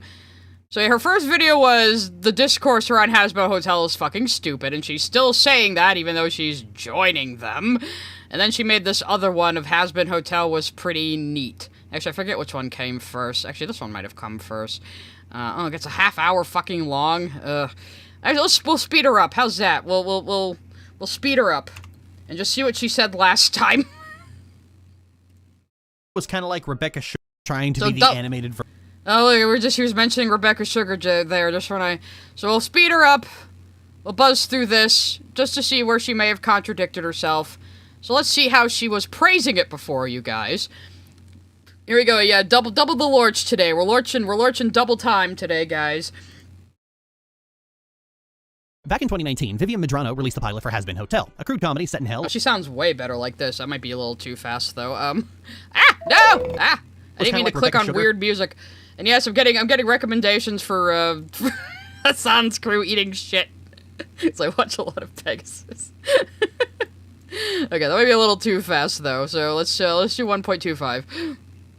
Back in 2019, Vivian Medrano released the pilot for Hazbin Hotel, a crude comedy set in hell oriented around the self-claimed princess of hell, trying to make a place to rehabilitate sinners to get them transferred to heaven, in a startlingly poor understanding of how a concept like hell even works in the first place. Then it got pitched to network after network and remained in development hell for years, while Medrano started producing Hell of a Boss around the same time, a completely independent... I don't know how she thinks it's development hell to get picked up by A24, and then, you know, they spend a few years creating the show. There's post-production, there's pre-production, there's animating the damn thing. She has no concept of how long animation takes and never has. And its spin-off trying to be the animated version of The Office. I watched one episode of Hell of a Boss, thought, okay, neat, and then never watched it again. But according to people who I respect, the series tried to have a serialized plot with character drama, and that struck me as fucking hysterical when one of the characters is just someone's persona. You know me. So she hates serialized plots, and then she's bitching about character drama here while saying it should have been the focus in Hazbin Season 2, which it was. Anyway, I missed some Master supers. Clockwork 4436 sent a super chat. I love these songs, but sometimes the half rhymes make me wince. I think the lyrics were definitely improved in Season 2. There are some awkward fucking lyrics in the first season. At ActionFan19 sent a super chat. Technically her first impression of the pilot was first. You know, I don't give a shit about the Hazbin pilot, to be honest. I never have.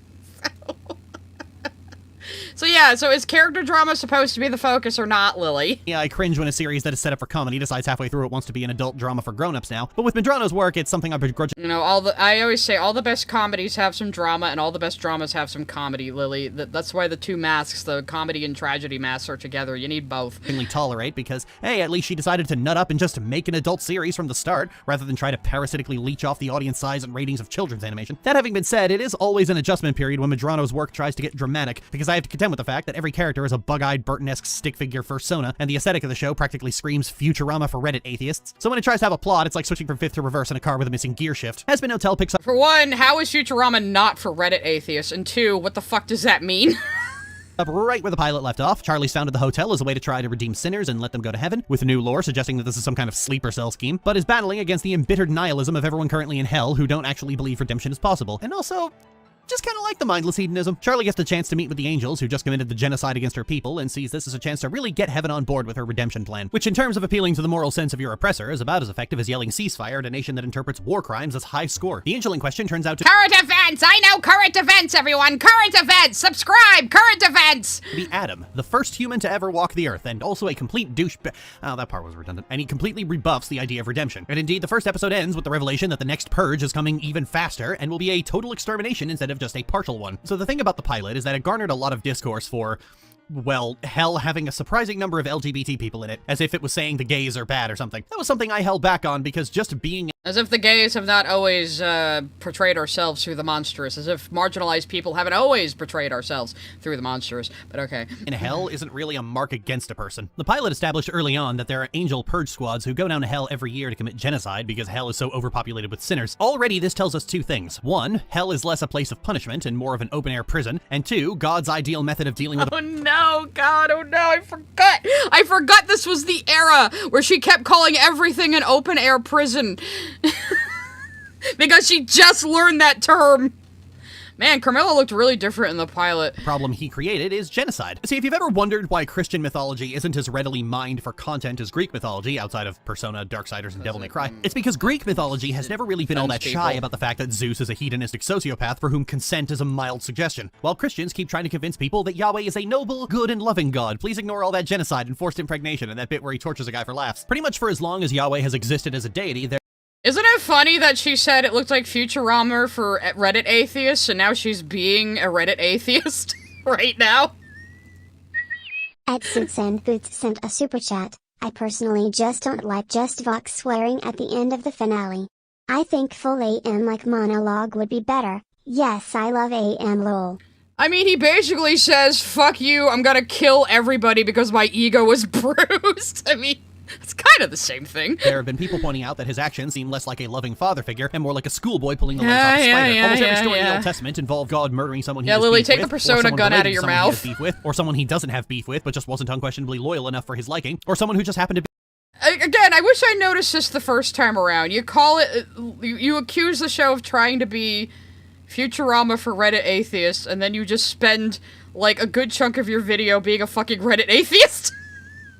I mean, I too am a pretty hardcore atheist, but dear God, Lily. Be in his line of sight that day. And Christians don't so much deny these things happened, but just argue that it was actually a good thing. I covered Prince of Egypt years ago, and my big sticking point was the fact that kindly old loving Jehovah saw fit to turn a city into an open-air prison and murder a bunch of children over the actions of their unelected leaders. Is it Yahweh or Jehovah? Make up your fucking mind, Lily. And a bunch of people got really angry at me for suggesting that was a bad thing. I didn't realize people in the US Foreign Policy Department watch my videos, but that's what always stuck in my head during the backlash. Yes, you heard that right. She also called the plagues of Egypt from the Bible, as depicted in Prince of Egypt, an open-air prison. You keep using that word. I do not think it means what you think it means.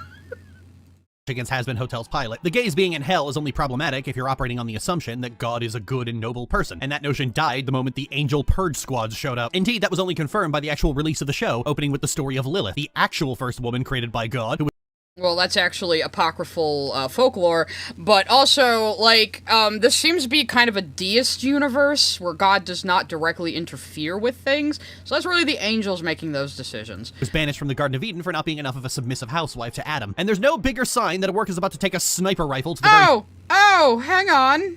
We found a contradiction. I found a plot hole, nurse! Anyway, see, I can do Yahtzee jokes, too.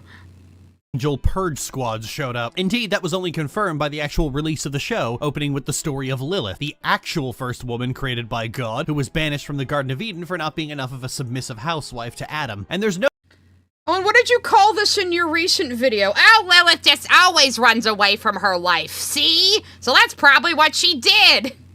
And here you recognize that she was running away from being submissive to Adam. And then later you use that as evidence that she would run away from her loving husband and daughter.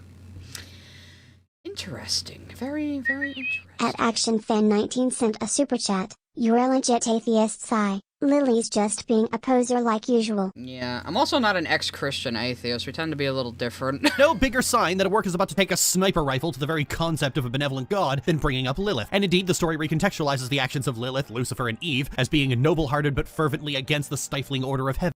And only one of those people are actually in the Bible or any religious text. Lilith and Lucifer are both extra-biblical folklore.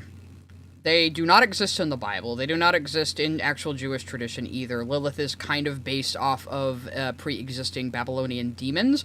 Of course, the Jewish religion probably came out of Babylon and Canaan, so that would make sense. But the Lucifer in the Bible is actually a mistranslation in the King James Bible, and the passage is talking about a Babylonian king. So Lucifer is a completely made-up character. Everything you think you know about Lucifer either comes from Paradise Lost, or is the Iblis story from Islam.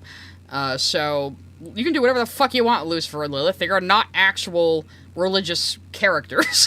They are folklore loosely based on religious text and ideas. Heaven, punished not so much for creating evil, for evil is just a natural consequence of free will, but for disobeying. And now the Angel Purge squads aren't trying to deal with overpopulation, as they are culling a population before it can become big enough to rebel. What I always found interesting was that when this discourse started, the response from the And again, we find out that the exterminations in Season 2, which you didn't even mention, we found out the exterminations have only been going on for the 7 years Lilith has been gone, and Lilith disappeared right after threatening an uprising against heaven. So those two things seem to be related.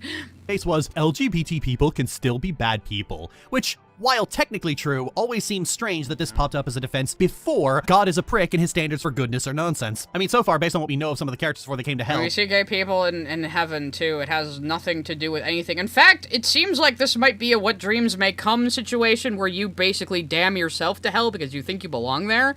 So there can be legitimately good people, like Angel Dust, who end up in hell because of a guilt they have over something they committed.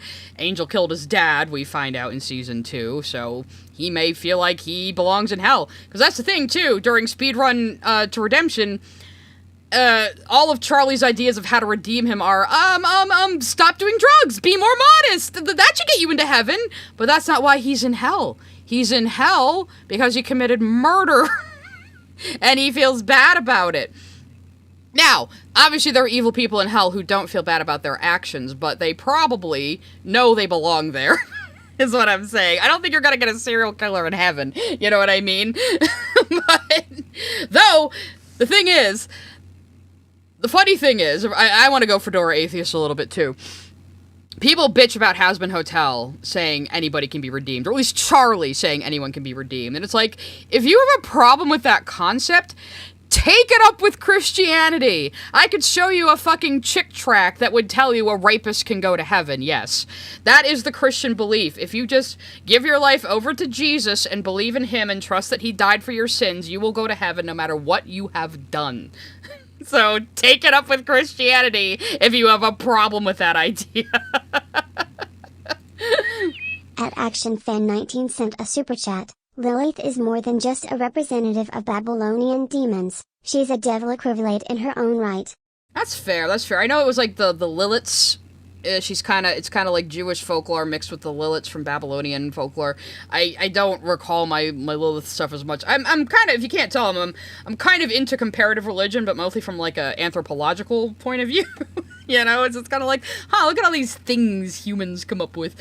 Their sins are shit like being a gangster, being a sex worker, or being of a non-Christian religion, which in Christianity are things that do indeed get... Again, Angel isn't in hell because he's a sex worker, he's in hell because he killed his dad. ...sent to hell, but only serve as more evidence of the fact that God is a fucking wackadoodle. This seems to be the lesson Charlie is being set up to learn, that heaven operates on a very black and white doctrine that offers no opportunity for redemption, and the angels don't consider the yearly exterminations to be a professional burden, they think it's fun. They love their yearly genocide. Clearly Adam was the US Secretary of State in life. All in all, one thing I like about... even in Season 1, we find out that Sarah isn't wholly okay with the exterminations, but she has been convinced that it's the only solution, and she just kind of begrudgingly allows them and feels very guilty about it, which we explore more in Season 2, but you completely skipped over Sarah's fucking story arc in your video, Lily. Go watch my video if you want to hear really deep discussions about Sarah's journey and her interactions with Pensius. I went into it a lot, because Sarah was actually the character whose development I was most invested in Season 2. I wish she had gotten a little more time, but I do like what we got of her, and she's not a main character, so obviously she's not going to have as much time devoted to her as other characters, but still, I was very invested in what Sarah was up to this time around. Charlie is that she is portrayed as embarrassingly naive. Everyone around her, even her own girlfriend, is often skeptical of her upbeat optimism, and when she's met with failure, she's forced to reevaluate and try things a different way. Some characters, who I've resolved to stop banging on about, just keep banging their head against a wall until the narrative deems them to be at the right time to be granted victory. Here, Charlie decides, fine, I'll get a fucking sledgehammer. In the second episode, it turns out Heaven just scored a home goal because the sudden panic of total extermination has made a lot of people desperate enough to try any ridiculous scheme they can. This means Charlie ends up getting at least one other patron for the hotel, and after a rocky start, things at least seem to be looking up. Charlie seems to learn that she can't force redemption on someone. They have to want it, which means things are going to be slow for her because everyone in hell is bitterly cynical and bereft of optimism. Given that later episodes deal with victims also, we don't know how redemption works. Nobody knows what puts a soul in heaven or hell, really. I mean, Sarah even says in Season 1, we know that souls are judged, and they appear where they're supposed to be. You know, that's as far as they've ever thought about it. Of abuse, this is an interesting hook, because part of being a victim of it's Steven Universe mentioned! Where did she mention? I think I was talking over it. Everyone in hell is bitterly cynical and bereft of optimism. Given that later episodes deal with victims of abuse, this is an interesting hook, because part of being a victim of abuse is being convinced by your abuser that things can't get better, that this is all you get, so drinking poison is better than nothing. No doubt eventually Charlie is you know a lot about doing that to other people, wouldn't you, Lily? Gonna have to learn that she has to play the long game, keep working with the clients she has until people look at the hotel, still open, and go, you know, I wonder. Nobody can keep up bitter cynicism and hopelessness forever. You either decide you don't want to be miserable anymore, or... Really, Lily? You can't keep up bitterness and cynicism forever? You sure fucking manage. Well, I wonder. Nobody can keep up bitter cynicism and hopelessness forever. You either decide you don't want to be miserable anymore, or you just kill yourself. If there's gonna be growth... Lily's advice on mental health, everybody. Just get over your depression or kill yourself. Great. You know, we definitely want you drawing in vulnerable teenagers and LGBT people to your channel, Lily, yeah. Growth for Charlie, it'll likely be in simmering down and taking a stance of, I'll be here when you're ready, because it's hard to have growth when you're already right. Well, actually, that's not true. Charlie does need to wake up to the fact that hell's overpopulation isn't a bug, it's a feature. That heaven doesn't want demons turning to the light. They're a threat to the status quo. It turns out that was not it, actually. It was Lilith, was planning an uprising, so, yeah. Always have been. A status quo where heaven gets to sit on top. This world is a prison. This is something that comes up as early as the next episode. After Sir Pensius is sent to infiltrate the hotel and is later caught, both Vaggie and Angel Dust want to kill him for betraying Charlie. But Charlie's a lot more pragmatic and believes that if she forgives him, he'll take the hotel more seriously, which he does. I remember this part. She actually thinks that Charlie has a manipulative bone in her body. No, she's not accepting Pensius out of pragmatism, saying, oh, if I can convince at least one other person that the hotel is good, people will take the hotel idea more seriously. No! She was literally doing Care Bear shit with him, saying, it starts with sorry. No. Charlie is exactly what she is on the tin. She does not have a calculating fucking cell in her brain. She is exactly as she appears to be. In the end, Angel, and especially Vaggie, were about to do a lot of damage to Charlie's goals, and she had to stop them. Charlie isn't revisited again until the 5th episode, where she tries to get help from her father to get an audience with angels above Adam. But her father turns out to be a few choir boys short of a molestation racket, and immediately gets into this weird paternal spat with Alistair. And that makes sense. He's an absent father suffering from depression. What's weirder is that Alistair does same fucking thing. I guess that's why Charlie called it the Hazbin Hotel. It's not weird that he does the same thing. He doesn't like Lucifer, and he's fucking with him. Like, I remember all the people when Hell's Greatest Dad came out were like, since when do Charlie and Alistair have a relationship like that? They don't. He's fucking with Alistair. Who does he turn to slowly when he says, you can almost call me Dad? He doesn't. He turns right to Lucifer and looks him dead in the eyes. He is fucking with him. It was actually my idea. Well, it's not very clever. Fuck you. Looks like you could use some help from the big boss of hell himself. Who needs a busboy now that you got the chef? You've got your day-to-day, your chum, your steadfast hotelier. You're like the child that I wish that I had. Right here. Boy, she can have two dads. It's double the emotional unavailability. The main No, because he is fucking with... He's fucking with Lucifer. It is him who he turns to when he says that. Let's watch. Where is it? Right here. I just love that. Lucifer gets so pissed he pulls out a fiddle. That's my favorite part of the song. I spawned. Hold on now. It's a little funny. You could almost call me Dad.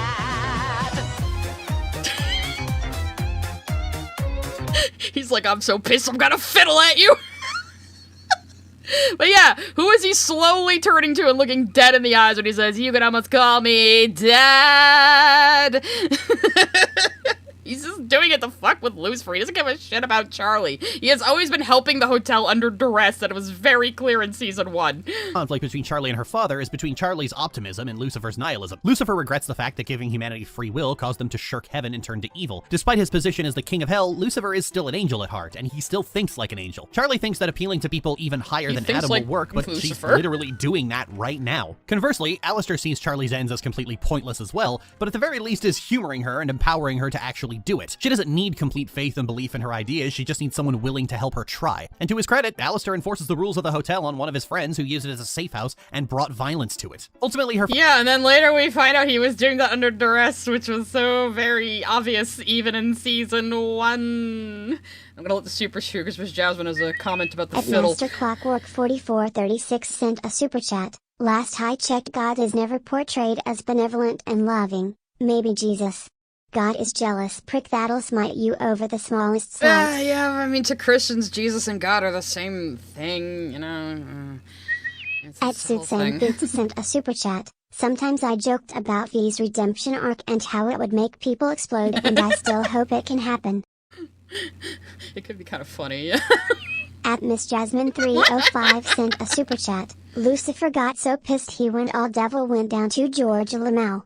I do love how Lucifer has so much classical devil Lucifer imagery in him. He's a little bit everything. He's the snake in the garden. He's the fiddling devil. He's Lucifer the morning star. He's basically every. He even has a little bit of the Satan mythology in him, even though we have a Satan too.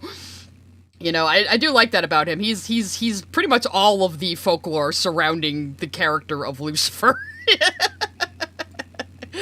Father does come around and get her the meeting, and Charlie gets to actually go into heaven, which looks like it was designed by the Apple Store, and we learn that even the higher-ups hate that any of this happened. And if you wanted any further proof that heaven is a dystopian nightmare, the Exorcists are homophobic. To think someone as worthless as— Well, I mean, fucking Sarah knows it happened. She's pretty high up there.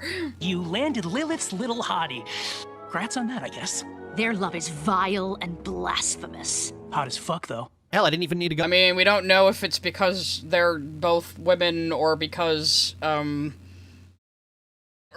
it's an angel and a demon. I mean, that could also be Lute's problem. It's not clear. Well, that far, the extermination is kept secret from most of the people in heaven because it would obviously be unpopular, and the angels are proving to be about as virtuous as slugs. Like I mentioned above, Charlie is ultimately getting the wake-up call that the system has set everyone up for failure, and so she's going to have to reevaluate her plans. Joke's on you, Lily. It didn't go full Reddit atheist. Heaven is actually evil, actually. It did not go in that direction, so...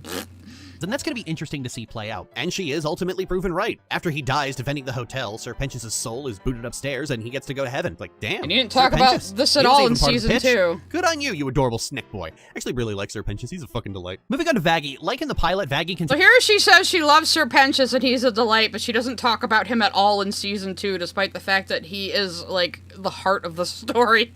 Continues to be my favorite character. It might be because I've written several characters that fit the same mold, but I love how she is simultaneously a take-no-prisoners girl boss and also an insufferable simp. In the pilot, Vaggie was right. And you didn't talk about Vaggie at all. You didn't even talk about Easy in your season 2. Here you're saying, oh, I love Vaggie, but you didn't talk about her at all in season 2, which just goes to show Lily's opinions are never consistent. She doesn't have any. Being criticized for her explosive anger, feeding into harmful stereotypes, as she's supposed to be Latin. And in the show itself, it seems she's cooled off a lot, and her personality is more sardonic. Still violently harmful stereotypes because she's supposed to be Latin. Vivzy Pop is Latin. A lot of people on this show are Latin. It's like there was some idiot on Twitter, like, oh no, Vaggie doing the hip thing during Easy is Latina stereotypes. And then one of the people who works on the show quote tweeted them and said, I'm Latina. I literally animated this. Maybe you should shut your white ass up, Lily. I'm just saying.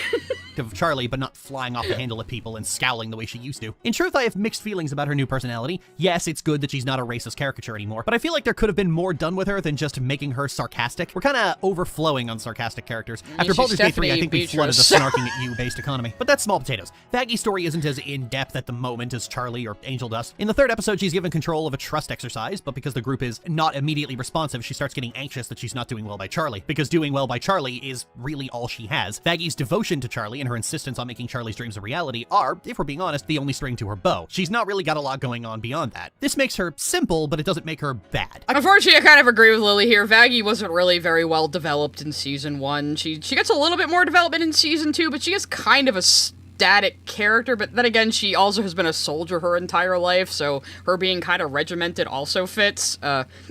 So I don't know. I quite like characters whose primary driving motivation is devotion, whether that devotion is healthy, unhealthy, or unhealthy but dealing with it in a healthy way. That's how I handle most of my relationships, both romantic and... Yes, we know you love unhealthily devoted relationships, Lily. That is your #1 fantasy that you constantly write about in all of your fiction over and over again. Platonic. Now, in the pilot, Vaggie's backstory was that she was a gay sex worker who went to hell for murdering one of her clients for being abusive. That was controversial, but that's gone from her character now, and for good reason. See, in the pilot, when they show all the angels, all of them have an X over one eye. Pilot doesn't fucking matter, and neither does any information about the characters before the pilot and after the final show. Obviously, things are gonna change in the final show. You shouldn't try to guess things based on, like, the history of the development. And Vaggie also has an X over one eye, so I just kind of assumed for the last 5 years that she's actually an angel. Lo and behold, I was right the entire time. In the 6th episode, it's revealed to the audience, and then later Charlie, that Vaggie was an angel taking part in the yearly extermination, but who was cast out for sparing the life of a child. Vaggie had been keeping this a secret from Charlie because Charlie is completely heartbroken by the yearly extermination, and Vaggie had taken part in it multiple times, so when she finds out at the end of the episode, she is understandably devastated. At time of writing, this has ended on a cliffhanger with a lot of people concerned that this will mean the two will split up. However, I don't think it will. How would it end on a cliffhanger? They had reconciled by the end of season 1. What the fuck are you talking about? Charlie forgave her pretty quickly. Because they love each other. Charlie will be furious for being lied to. And obviously, Vaggie is trying to redeem herself for that by helping Charlie. Her whole deal is her insistence that people can change and that the angels can be convinced of that. Finding out that her girlfriend was her first real success in both of those things, and that further success will only engender more faith in her cause will, I assume at least, end up being a positive thing for both. Sure, they will likely split for a little while, but I doubt that such a thing will be permanent. People like Charlie and Vaggie's relationship. That's like, but you're complaining that Vaggie isn't developed enough and only has her relationship to Charlie as her only string to her bow, and then now you're minimalizing her, saying that, oh, well, her girlfriend was was the first one she led to redemption. It's as if Charlie, like, owns her or something. And for all of Medrano's flaws as a writer, she doesn't really strike me as a dick. And that intuition proved to be right. They were apart for one episode, and then they came to an understanding after doing some soul-searching. People were telling me that they were afraid the whole... Oh yeah, I have a feeling she wrote this before the show was over, and then added this in, but why did you even keep that first part in then? Thing would be this protracted relationship drama, and like, it's an 8-episode season. Nothing is protracted. Furthermore, that's just not how most people write relationships. That's just your weird thing. Moving on to Angel Dust. Of all the characters in the show, Angel Dust is the most interesting to talk about, because when he first showed up, he was immediately critically panned for just being the slutty and gay sass boy that feels like he walked right out of a Family Guy sketch. Oh, hey, Eric. Hiya. What's happening, boyfriend? But shortly afterward, they released a music video about... And as you mentioned Family Guy and then showed 2.5 Men, was that supposed to be a joke? Him blowing shit up with Cherry Bomb that had a few flashes of him crying, and people started to come around on him. I took a little while longer. Hints had been dropped in the second episode that Angel's association with his employer, Valentino, was an abusive situation. Angel had stopped living at the porn studio. His employer? You mean the guy who owns his soul? You're calling that employment? Yeah, sure about that one, Chief? And chose to live in Charlie's hotel as a way to get some respite from Valentino. He doesn't leave completely because he can't, because his soul belongs to him, because that's how hell works. Because of this, he is being relentlessly pursued by Valentino, who keeps leaving messages to come back that flip back and forth between being extremely angry and trying to pretend to be nice. A typical abuse tactic of trying to be warm and welcoming before snapping right back to rage when it doesn't get you what you want. A tactic— Well, yes, because Valentino is a lover boy style sex trafficker. A lover boy style sex trafficker will meet a woman, and, you know, woo her and give her gifts and give her attention and then slowly convince her to start being a prostitute for him. That's what Andrew Tate does. That's what that fucking Doherty kid does, you know? It's called a lover boy style sex trafficker. That is what he is.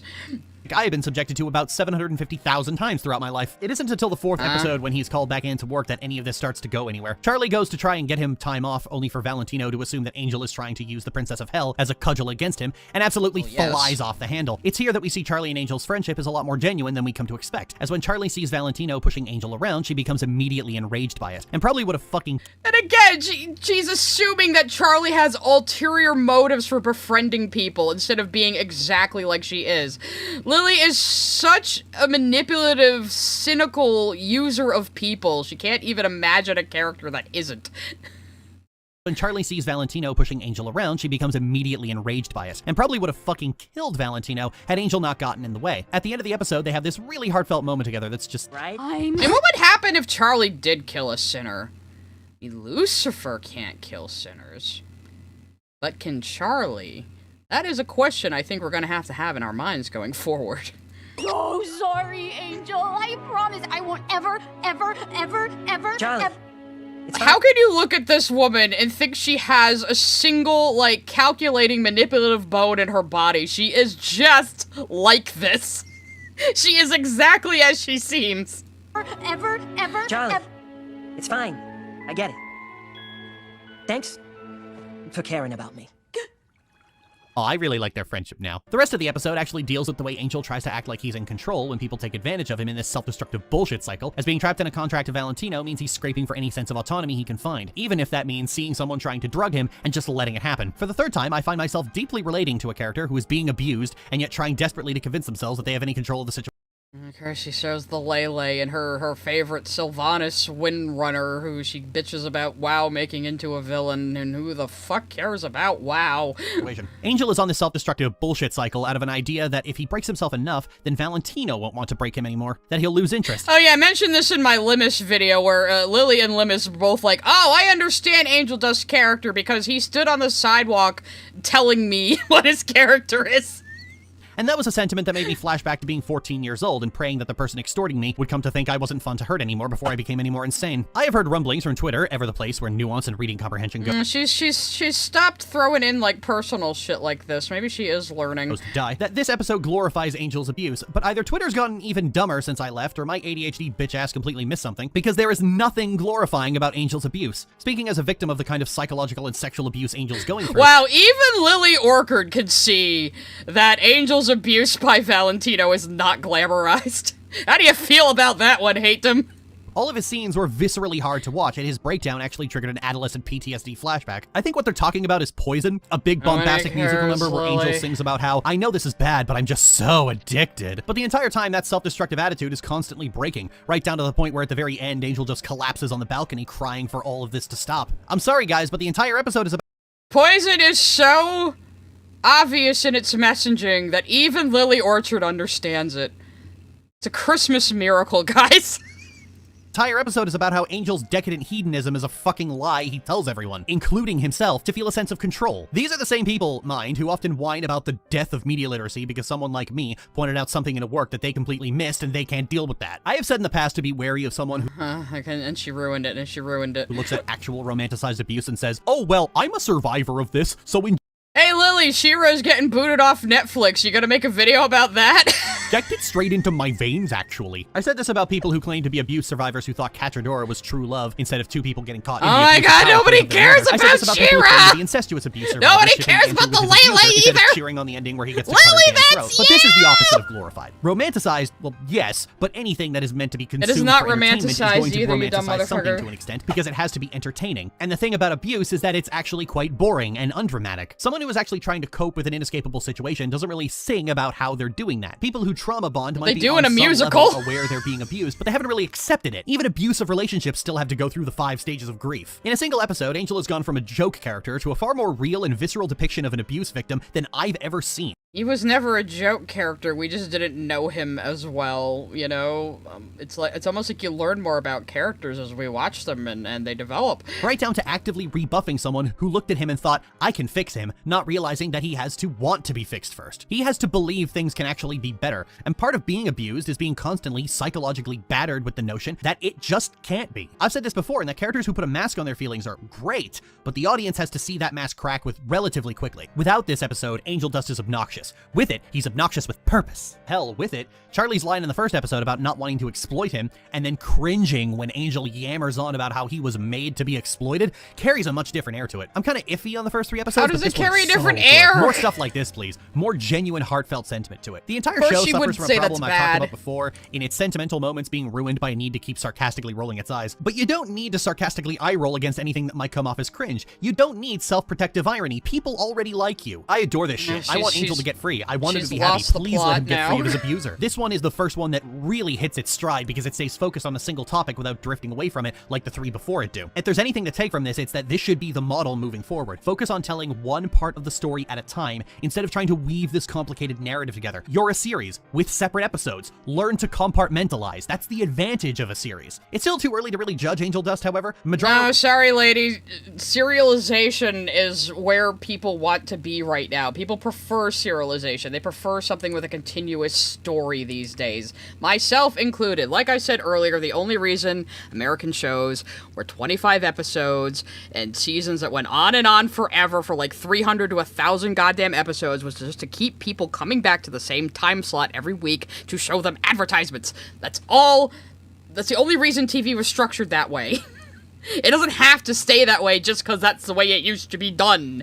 It was kind of like Rebecca Sugar, where there's a 50-50 chance of this story turning out to be the best thing you've ever seen. Rebecca Sugar mentioned! Or being the most poorly executed nightmare shit show in the universe. But there's enough to make me file him into the same box of, okay, I'll see where you're going with this. All in all, what the show is pretty good. I've heard rumblings from people that the show runs too fast and introduces too many characters to keep track of, as most of the wider cast is backported from Madrano's comics and other shows, but I honestly think that's not a real problem. There's a phenomenon in fandom that I'm going to— Wow, she didn't think the pacing was a problem in the first season, but then says the second season is paced poorly. You got that backwards, Lily. The first season's pacing is all over the goddamn place. The second season's pacing is much, much, much better. Called the Kingdom Hearts Union cross problem. In Kingdom Hearts 3, there's a bit toward the end. Kingdom Hearts mentioned just finish your drink. We're in a drinking game now. Help from the long-dead army of Keyblade wielders to finally kill the Demon Tide after 2 games of it annoying the shit out of you. Now, to hardcore fans, this means you had— Yeah, isn't it fucking annoying that a mobile game, like, was an important plot point in fucking Kingdom Hearts 3? That was really fucking stupid. I watched my friend play the entire game. I am allowed to bitch about it. I was not gonna play it myself. To finish Union Cross. Otherwise, this wouldn't make sense. However, even if you hadn't played it, by this point, most people knew about the Keyblade War and what all those old keys represent, and in case you're particularly stupid, the game just tells you. What was that? Keyblade wielders. From long ago. In the eyes of the fandom, small... She's like, isn't it great that they integrated a fucking mobile game most people in the States didn't play and then said, it was Keyblade wielders from long ago. And again, she Kingdom Hearts is her favorite thing. She has no room to talk about power of friendship anime bullshit. That's what Kingdom Hearts is. Kingdom Hearts is the most anime tropey and cliche thing out there. It is a congealing of every shonen anime trope ever.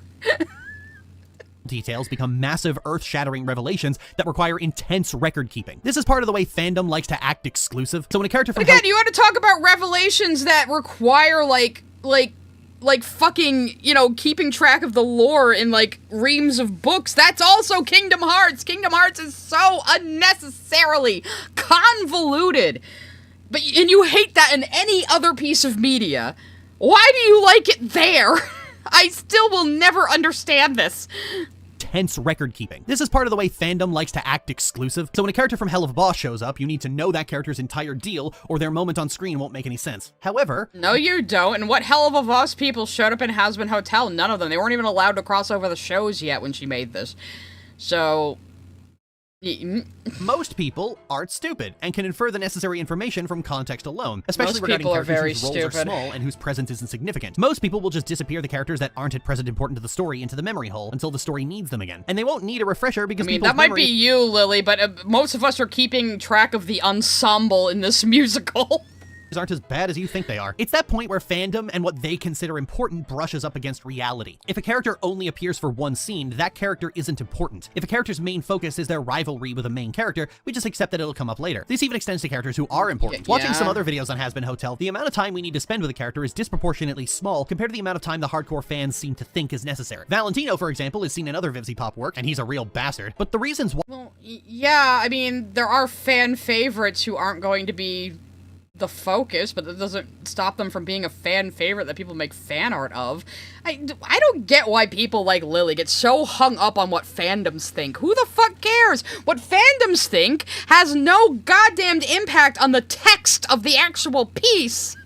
Why he's such a shit don't take a whole lot to explain. I mean, they made him look like a pimp, so 90% of the work is already done. But his abuse of angel dust is handled in exactly 2 scenes, and you get it. Visual media does this shit all the time and has done it for decades. I think fandom is just so accustomed to shows taking 12 episodes to go through 2 episodes of story that just using basic visual storytelling now seems like speedrunning. Reading through the— But you want shows, you demand shows be 25 episode seasons. You demand shows unnecessarily bloat themselves instead of just telling their story in order to conform to an old TV format that is completely outdated. Complaints about the show moving too fast, telling and not showing, and leaving questions unanswered. I'm finding myself increasingly— Miss Jasmine, I would not be surprised if Lorch has no object permanence herself. Yeah, I mean, she doesn't have a concept of mind. She thinks like a child. Asking, who the fuck cares? Who cares if the overlords are underdeveloped? Were some people really expecting some massive lore dump for every character the moment they appear? There's this really bitchy meme passed around Tumblr a few days ago saying that— Lily, you expect a massive lore dump for every character when they appear. You're the one going, mysteries and lore in a series is just addiction peddling to keep you watching. You're the one who wants characters to walk on screen and go, I'm gay, and then walk away. You know, that's what you want. God, again, she has no real opinions. She has no real stances. It's just whatever she thinks sounds good in the moment and whatever ties back to her same 5 personal, like, hang-ups and the same 5 pieces of media she actually likes, which is like World of Warcraft, Andy and Lele, Kingdom Hearts, you know? Andromeda doesn't really care about the lore, and it glosses over the point to just be catty because being a cow is just what people think a personality is now. But it is true. They don't care about lore. Not in the way fandom does. No writer cares about lore the way fandom does. I know animation fandom has gotten it into their heads that lore dumps and wiki padding is how you write a good story, partially because the 2010s flooded us with shows doing exactly that. But, like, most people don't. They didn't, Lily. You just see fans talking about shows, talking about the lore, filling out wikis, and you get mad at that for some reason, even though it has nothing to do with the show itself. You know, it's so bizarre. at all. You just hate people enjoying things. Most of the show relies on cultural osmosis to do the work for them. You don't need to know who Lucifer, Lilith, Adam, Sarah, or Emily are, because you already know who they are. This is why people base stories in mythology in the first place. Well, no, I mean, people have so many expectations based on the mythological versions of these characters that they refuse to engage with who these characters are in this specific piece of fiction, and it's very annoying. Most writers would rather get to the story and characters before they fuss over lore. Lore always came second to the main characters in the plot. Lore is something fans obsess over and annoy the creators with, and it's why everyone hates hardcore fans. Also, continuity. I recognize I'm shouting into the void here, as I've now spent a— I've always thought Lily absolutely hates fans talking about lore because she doesn't pick up on it. She doesn't pick up on the things people analyze. She doesn't pick up on metaphors. She doesn't pick up on references. And then when people start talking about it, it makes her angry because somebody knows something Lily doesn't know. And Lily has to know everything and always be correct about everything. So she gets fucking pissed off. Like I said, she has like the fucking emotional intelligence of a 7-year-old. 11 years trying to convince the people around me that their obsession over lore is causing them to miss the entire point. Most of the additional characters and overlords existed to set up— Says the person who misses the entire point of every show she covers. plot threads for season 2, as their entire existence was to make it clear that once it got out that angels could be killed, there would be an inevitable power grab. Then they fend off a ton of angels in the season finale, and now the overlords are plotting a power grab. This is all stuff that you would get and you would understand if you didn't have your fucking nose in the dirt trying to analyze a blade of grass. No. What did that say? The vast majority of the story elements that people claim are unexplained are clear and obvious setups for Season 2, as multiple characters seek to take advantage of the paradigm shift in Hell. Wow, even Lily fucking Orchard understood that. You guys should feel embarrassed, Pink King, Artiste, Blackish, and friends.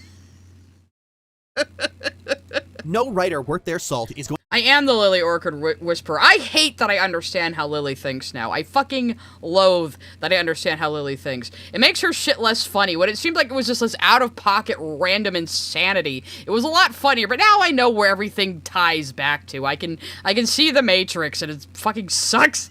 going to sacrifice plot and characters for lore. They never will. It's the first thing that's beaten out of you in any writing course. And most writers just don't care. They got into it to make a show. And how many writing courses have you taken, Lily, I wonder? Any? Ever? Did you take one in community college before you dropped out and started lying that you have a behavioral psychology degree? About their characters or to tell a story, and your incessant desire to build the world and flesh out every single meaningless background character, like the brony fandom on ketamine, has always fallen on deaf ears. The first thing you do in a show with only 8 episodes a season is you cut the shit that doesn't matter. I have been saying this for 11 years, and I'm so tired. Okay, you cut the shit that doesn't matter, but also you complain that that streaming seasons are only 8 episodes long, and you think seasons need to be 25 episodes in order to count. So, again, make up your goddamn mind. And this is the thing, too. If you watch enough Lily videos, you catch her contradicting herself from video to video so fucking often. It's astonishing how easily her lies just flow like water. She's just always full of shit. She doesn't think or have opinions at all. She just says whatever she thinks will sound good at the moment she's writing it, and then doesn't edit her goddamn video scripts. Tired of saying it. Just grow up. Fucking grow up. Oh, Jesus. Maybe I needed this after low energy Lily in the recent video. We've been having this stupid fly the Eagles to Mordor argument for 69 fucking years, to the total indifference of the entire entertainment industry. Just get the fuck over it and stop acting like a work and The reason why the Eagles didn't fly them is because the Eagles are not animals. They are their own intelligent species, and they weren't going to risk themselves getting shot the fuck down at the walls of Mordor. Focusing on the tertiary shit that only you care about is some kind of objective problem. The series isn't going to be about the metaphysics of hell. Either start getting over it, or stop watching, because continuing to watch while having such a warped notion of how storytelling works is only going to piss you off. Now, I believe that I mean, I do agree that people get a little too hung up in the minutia of this show, and a lot of it is vaudeville and musical logic and just, you know, cool, rule of cool. But everything important. Alistair, Husk, Nifty, and the rest of the cast haven't shown anything significant enough outside of playing support to other characters and just leaving these weird Chekhov's guns all over the place. Oh, wait. You forgot about the suspense. No! Getting flashbacks to my first video. No, not the fucking demon hybrid Pokemon child that I can't understand. No. Papa, on your bird.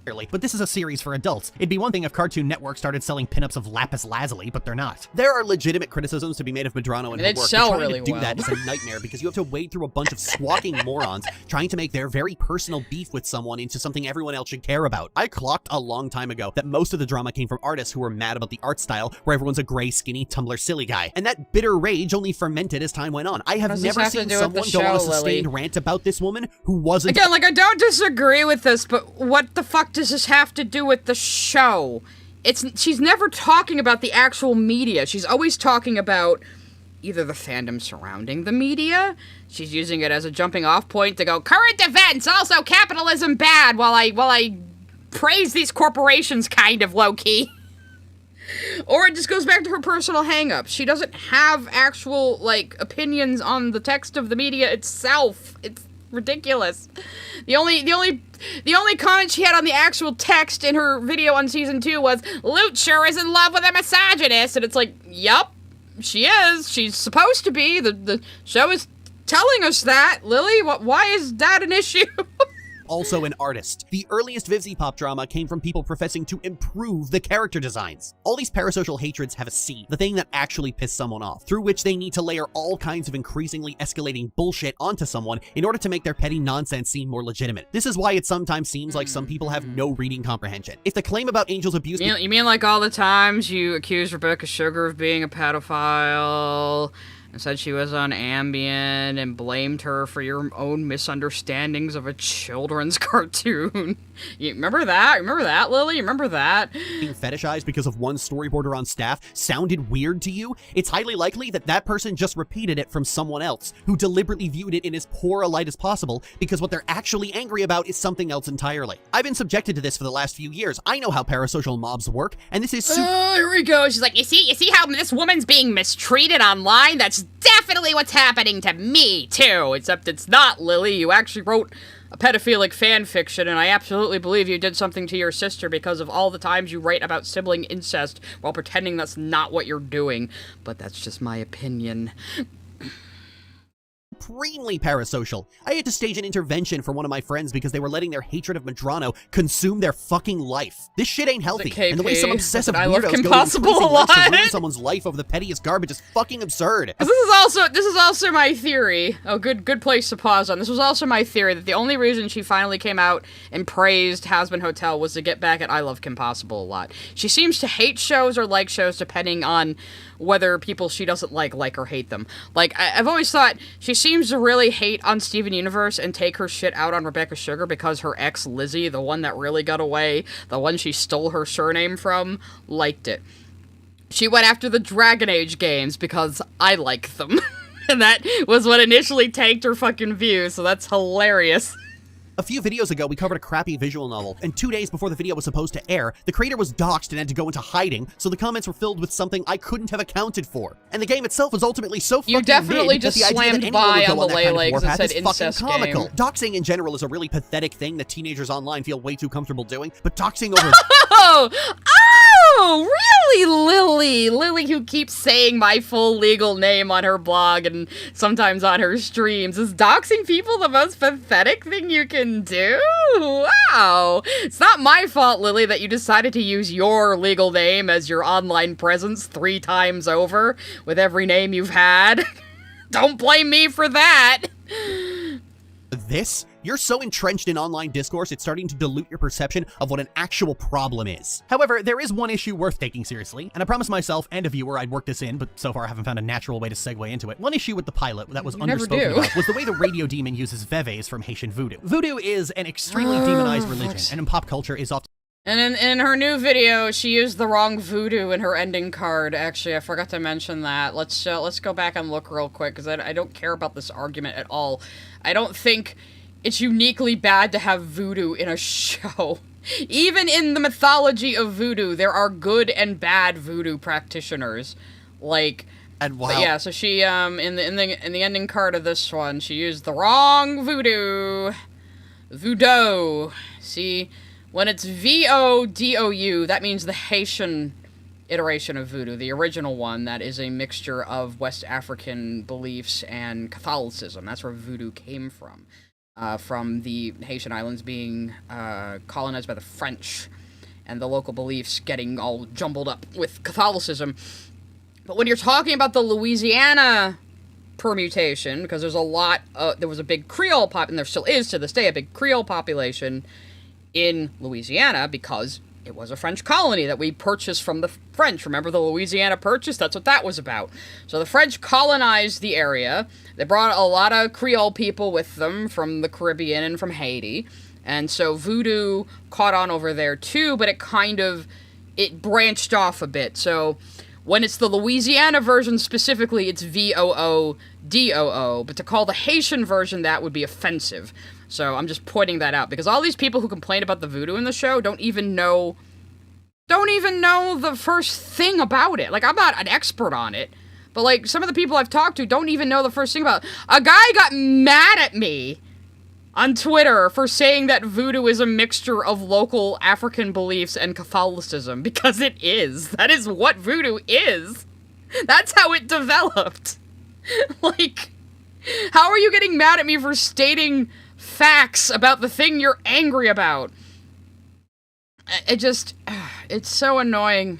We're gonna skip this whole fucking part because it's pointless. Anyway, what's this? Or come from a Christian or... Also, as a fedora atheist myself, I don't think any religion is uniquely off-limits when it comes to fiction. Pseudo-Christian background. One of the key driving forces behind Christianity is spreading the faith and converting as many people as possible. Christians want everyone to be Christian. Historically, Christians will make you be Christian. Or else. Other religions, however, are more exclusive. Muslims are about that too, and Judaism... I mean, you can convert, but they're kind of just like, we're doing our own thing over here. Or culture-bound, tired of outsiders treating their beliefs like a spiritual novelty shop. It's theirs, and they often don't want it spread to a wider audience. Some might argue that being introduced to more people would work against demonization, but just on my own... Did you talk to any voodoo practitioners, or even people who are Creole, or people from Louisiana when you made this, Lily? I mean, I always see these people like saying, oh, we're speaking for all these voodoo practitioners who would be offended. I've never seen an actual voodoo practitioner say that they're offended by Hazbin Hotel. Never seen anyone who actually practices it say they're offended by Hazbin Hotel. I have seen plenty of Christians say they're offended by Hazbin Hotel, so why aren't you standing up for those people? Huh? Why aren't you standing up for all the Christians who find this to be an insult to their religion? Why is it only voodoo? It's interesting. Either all religions are sacred or none of them are. You gotta pick one. Perspective. After spending my entire life seeing what people do with Greek mythology, I can certainly understand practitioners of any other faith deciding that is the last thing they would want. These are people's cultures and homes, and they shouldn't be treated as an entry on a mood board. Some would argue, well, So how come that doesn't go for Christianity, Judaism, and Islam, then, which Hazbin Hotel takes the lore of all of those, and also takes, it takes from all the Abrahamic religions, as well as occultism and demonology, which are kind of separate. I mean, they're based on them, but occultism is also kind of its own thing. Like the hierarchy of angels, the Ars Goetia, the hierarchy of demons, that's not really in the Torah, the Bible, and the Quran. That is, like, extra shit that's built up, again, much like Lilith and Lucifer, like folklore over the years. And a lot of like, demonology is very... I was gonna say contemporary, but I guess compared to shit written in, like, 500 BC, something written in, like, the 17 or 1600s would be contemporary to us, you know? But, so yeah, so it takes from so many different sources on this.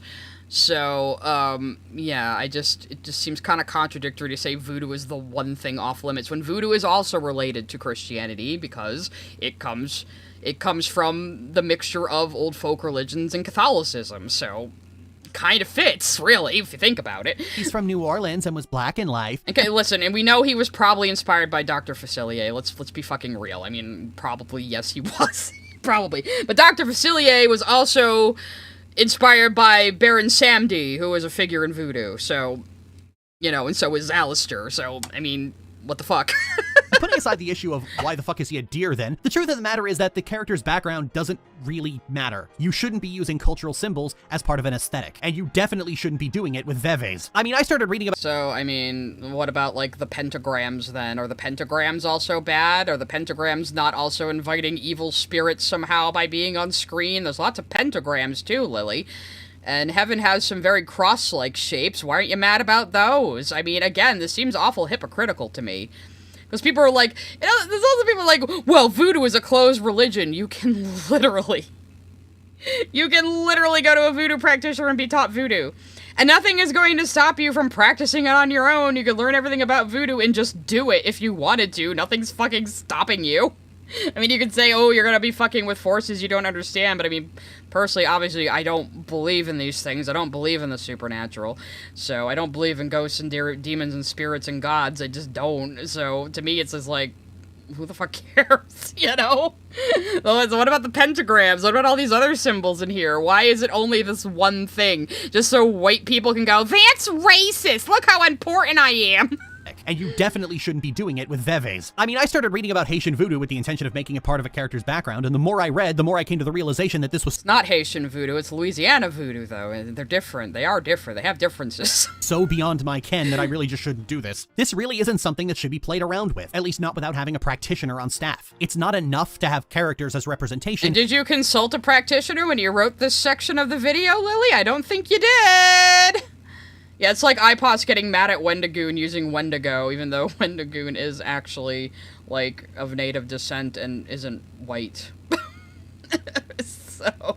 If you're not also hiring people to represent themselves. And also, if you're one of the people who's thinking of getting one of these tattooed on your body, don't do it! For the love of fucking God, don't do it! And with that, I think that covers everything. Everything worth covering. Lily, I thought you were a Reddit atheist. Why are you acting like these symbols can actually summon demons? Is this like a noble savage type thing? Like, well, obviously Christianity is bullshit, but all these ethnic folk religions, they're real! Like, what are you doing? A lot of it is still undeveloped, but to my pleasant surprise, this is a show that puts a lot into each episode. They feel longer than they actually are because they don't waste time and they conclude every story they set up in the same episode before spending the last 5 minutes setting up the next episode. So I'm quite looking forward to more of it. So what I said in the last video doesn't hold true. Hazbin Hotel is exactly what I was hoping it would be. It doesn't light the world on fire, but I never really wanted it to light the world on fire. And if you're upset that I thought the whirlwinds of drama surrounding it wasn't worth bringing up, then please feel free to discuss that somewhere that isn't here.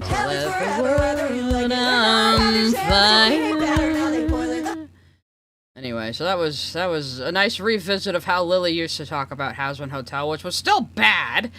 Yeah, I didn't get a whole lot of... At least I got this inked. I got this finished and inked. And hopefully by next week I will definitely have the pages done, because, well, I got a friend Christmas party coming up the 19th, and I have a meeting with the comic development team on the comic we're developing, my friends, on Sunday, but hopefully I will have these done. And I am going to be doing Christmas Eve is a Wednesday. I will be doing a stream. We'll be doing our cozy stream. We'll probably be drawing and playing Nights into Dreams for Christmas this year, because it's kind of my tradition. At Direwolf181 sent a super chat. NS2 Heaven has Santa Yowie, smiley face emoji, and Viv is Latina. But Heaven seems to only show Lifetime Christmas movies. I think I too would try to shoot myself in the head just like Serpentius did. At Super Easy Walker sent a super chat. I bet your opinion to the season 1 react and this react are very similar. I was a little more animated for this one, but so was Lily. A super chat. How many old shows is Lily going to reference?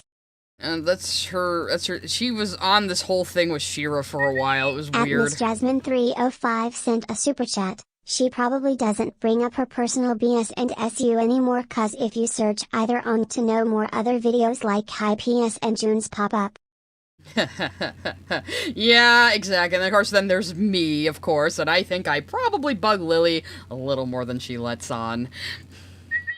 At Direwolf181 sent a super chat. Yeah, KH is all that, but I still love it. Oh, no, it's smiley fine. face emoji. No, listen. I make fun of Kingdom Hearts a lot. But obviously, I still have some affection for it and some interest in it. I love listening to Monty Xander's lore dump series on Kingdom Hearts. It's very funny. He really gets his friends into the story, you know? It's just a good time. You go watch the 30 hours of lore dump on Kingdom Hearts if you want a really good long listen. It's good shit. At Galonic111 sent a super chat. Hagrid's voice. You're a weeb, Lily. You're a weeb, Lily. Why did I make him sound like a pirate? At Super Easy Walker sent a super chat. Fun fact about me. Her bad-mouthing Catra from the She-Ra reboot is the reason I started to doubt Lork. Ha!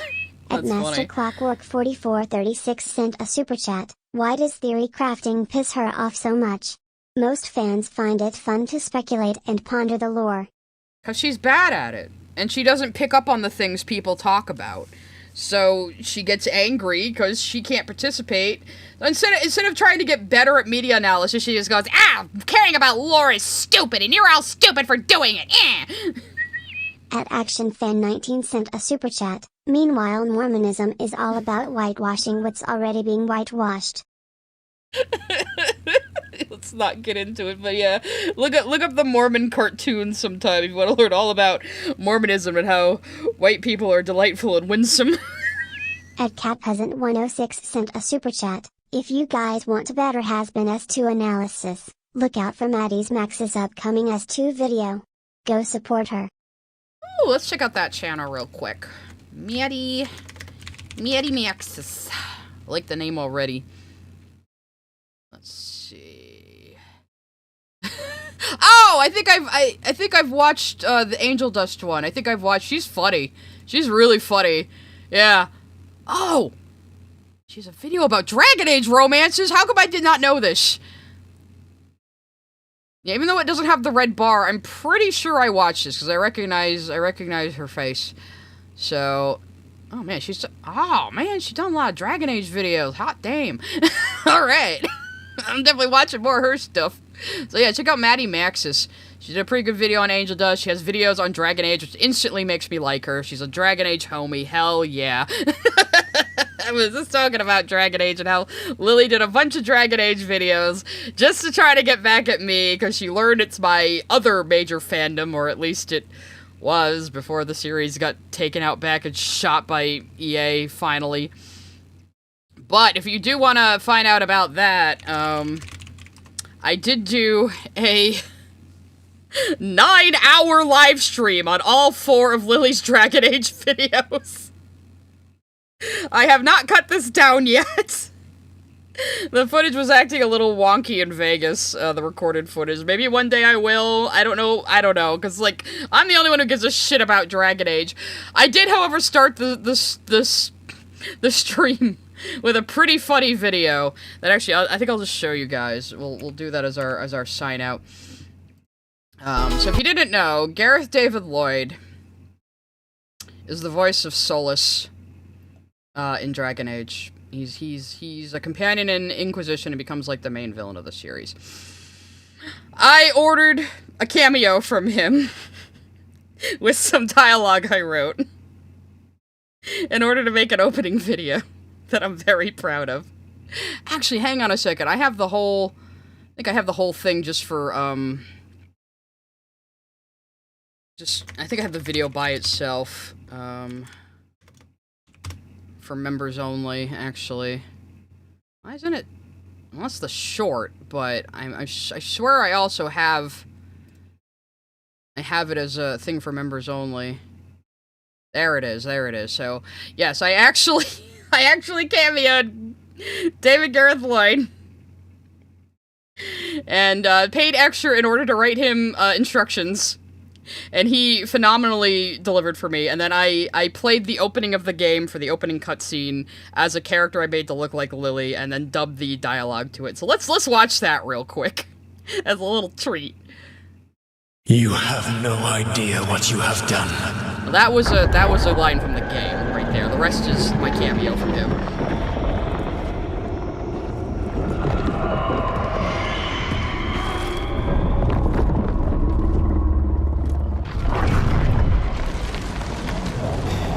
Here you stand, playing once more and critiquing media you cannot comprehend.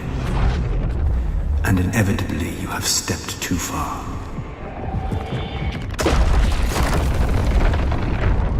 Did you believe Steven Universe is all there was? What you have experienced thus far is a bare fragment of the depths of her autism. It is beyond mortal understanding, and you have now unleashed it upon this world.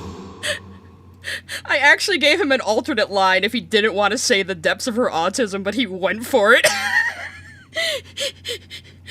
And before he did the lines in his little video, he said it was very funny, so I'm very pleased with myself. That was an odd thing to end the stream on, but I just wanted to brag. If you become a channel member, you can watch that anytime you want. I don't really have a lot of members-only content right now. However, I am planning to do more in the future. I'm going to be focusing on channel memberships. I am going to shut down my Patreon soon, because I feel like I don't keep up with it enough, and it would be really hard to do a parity between Patreon and channel memberships. So if you want to keep supporting me, I still have the Ko-fi. I'm gonna have channel memberships, so just forewarning for you all, probably when I release the next comic update, and before, Patreon redoes, I'm just gonna close it, because I feel like I don't keep up with it enough. So, just forewarning, but, don't panic, you'll still be able to join the Discord by becoming a YouTube channel member. So, there we go. Every time that pops up in the recommended, I have to stop and watch it. Awesome! I'm so proud of myself with this one. I did get a great comment on the short that was like, I aspire to this level of hater. Anyway, so one final time. Thank you all for coming and joining me on this journey into Lily Orchard once again, our beloved. I hope to see you all next time. I will likely be doing a stream just next Wednesday for Christmas Eve. So ta-ta for now. Goodbye.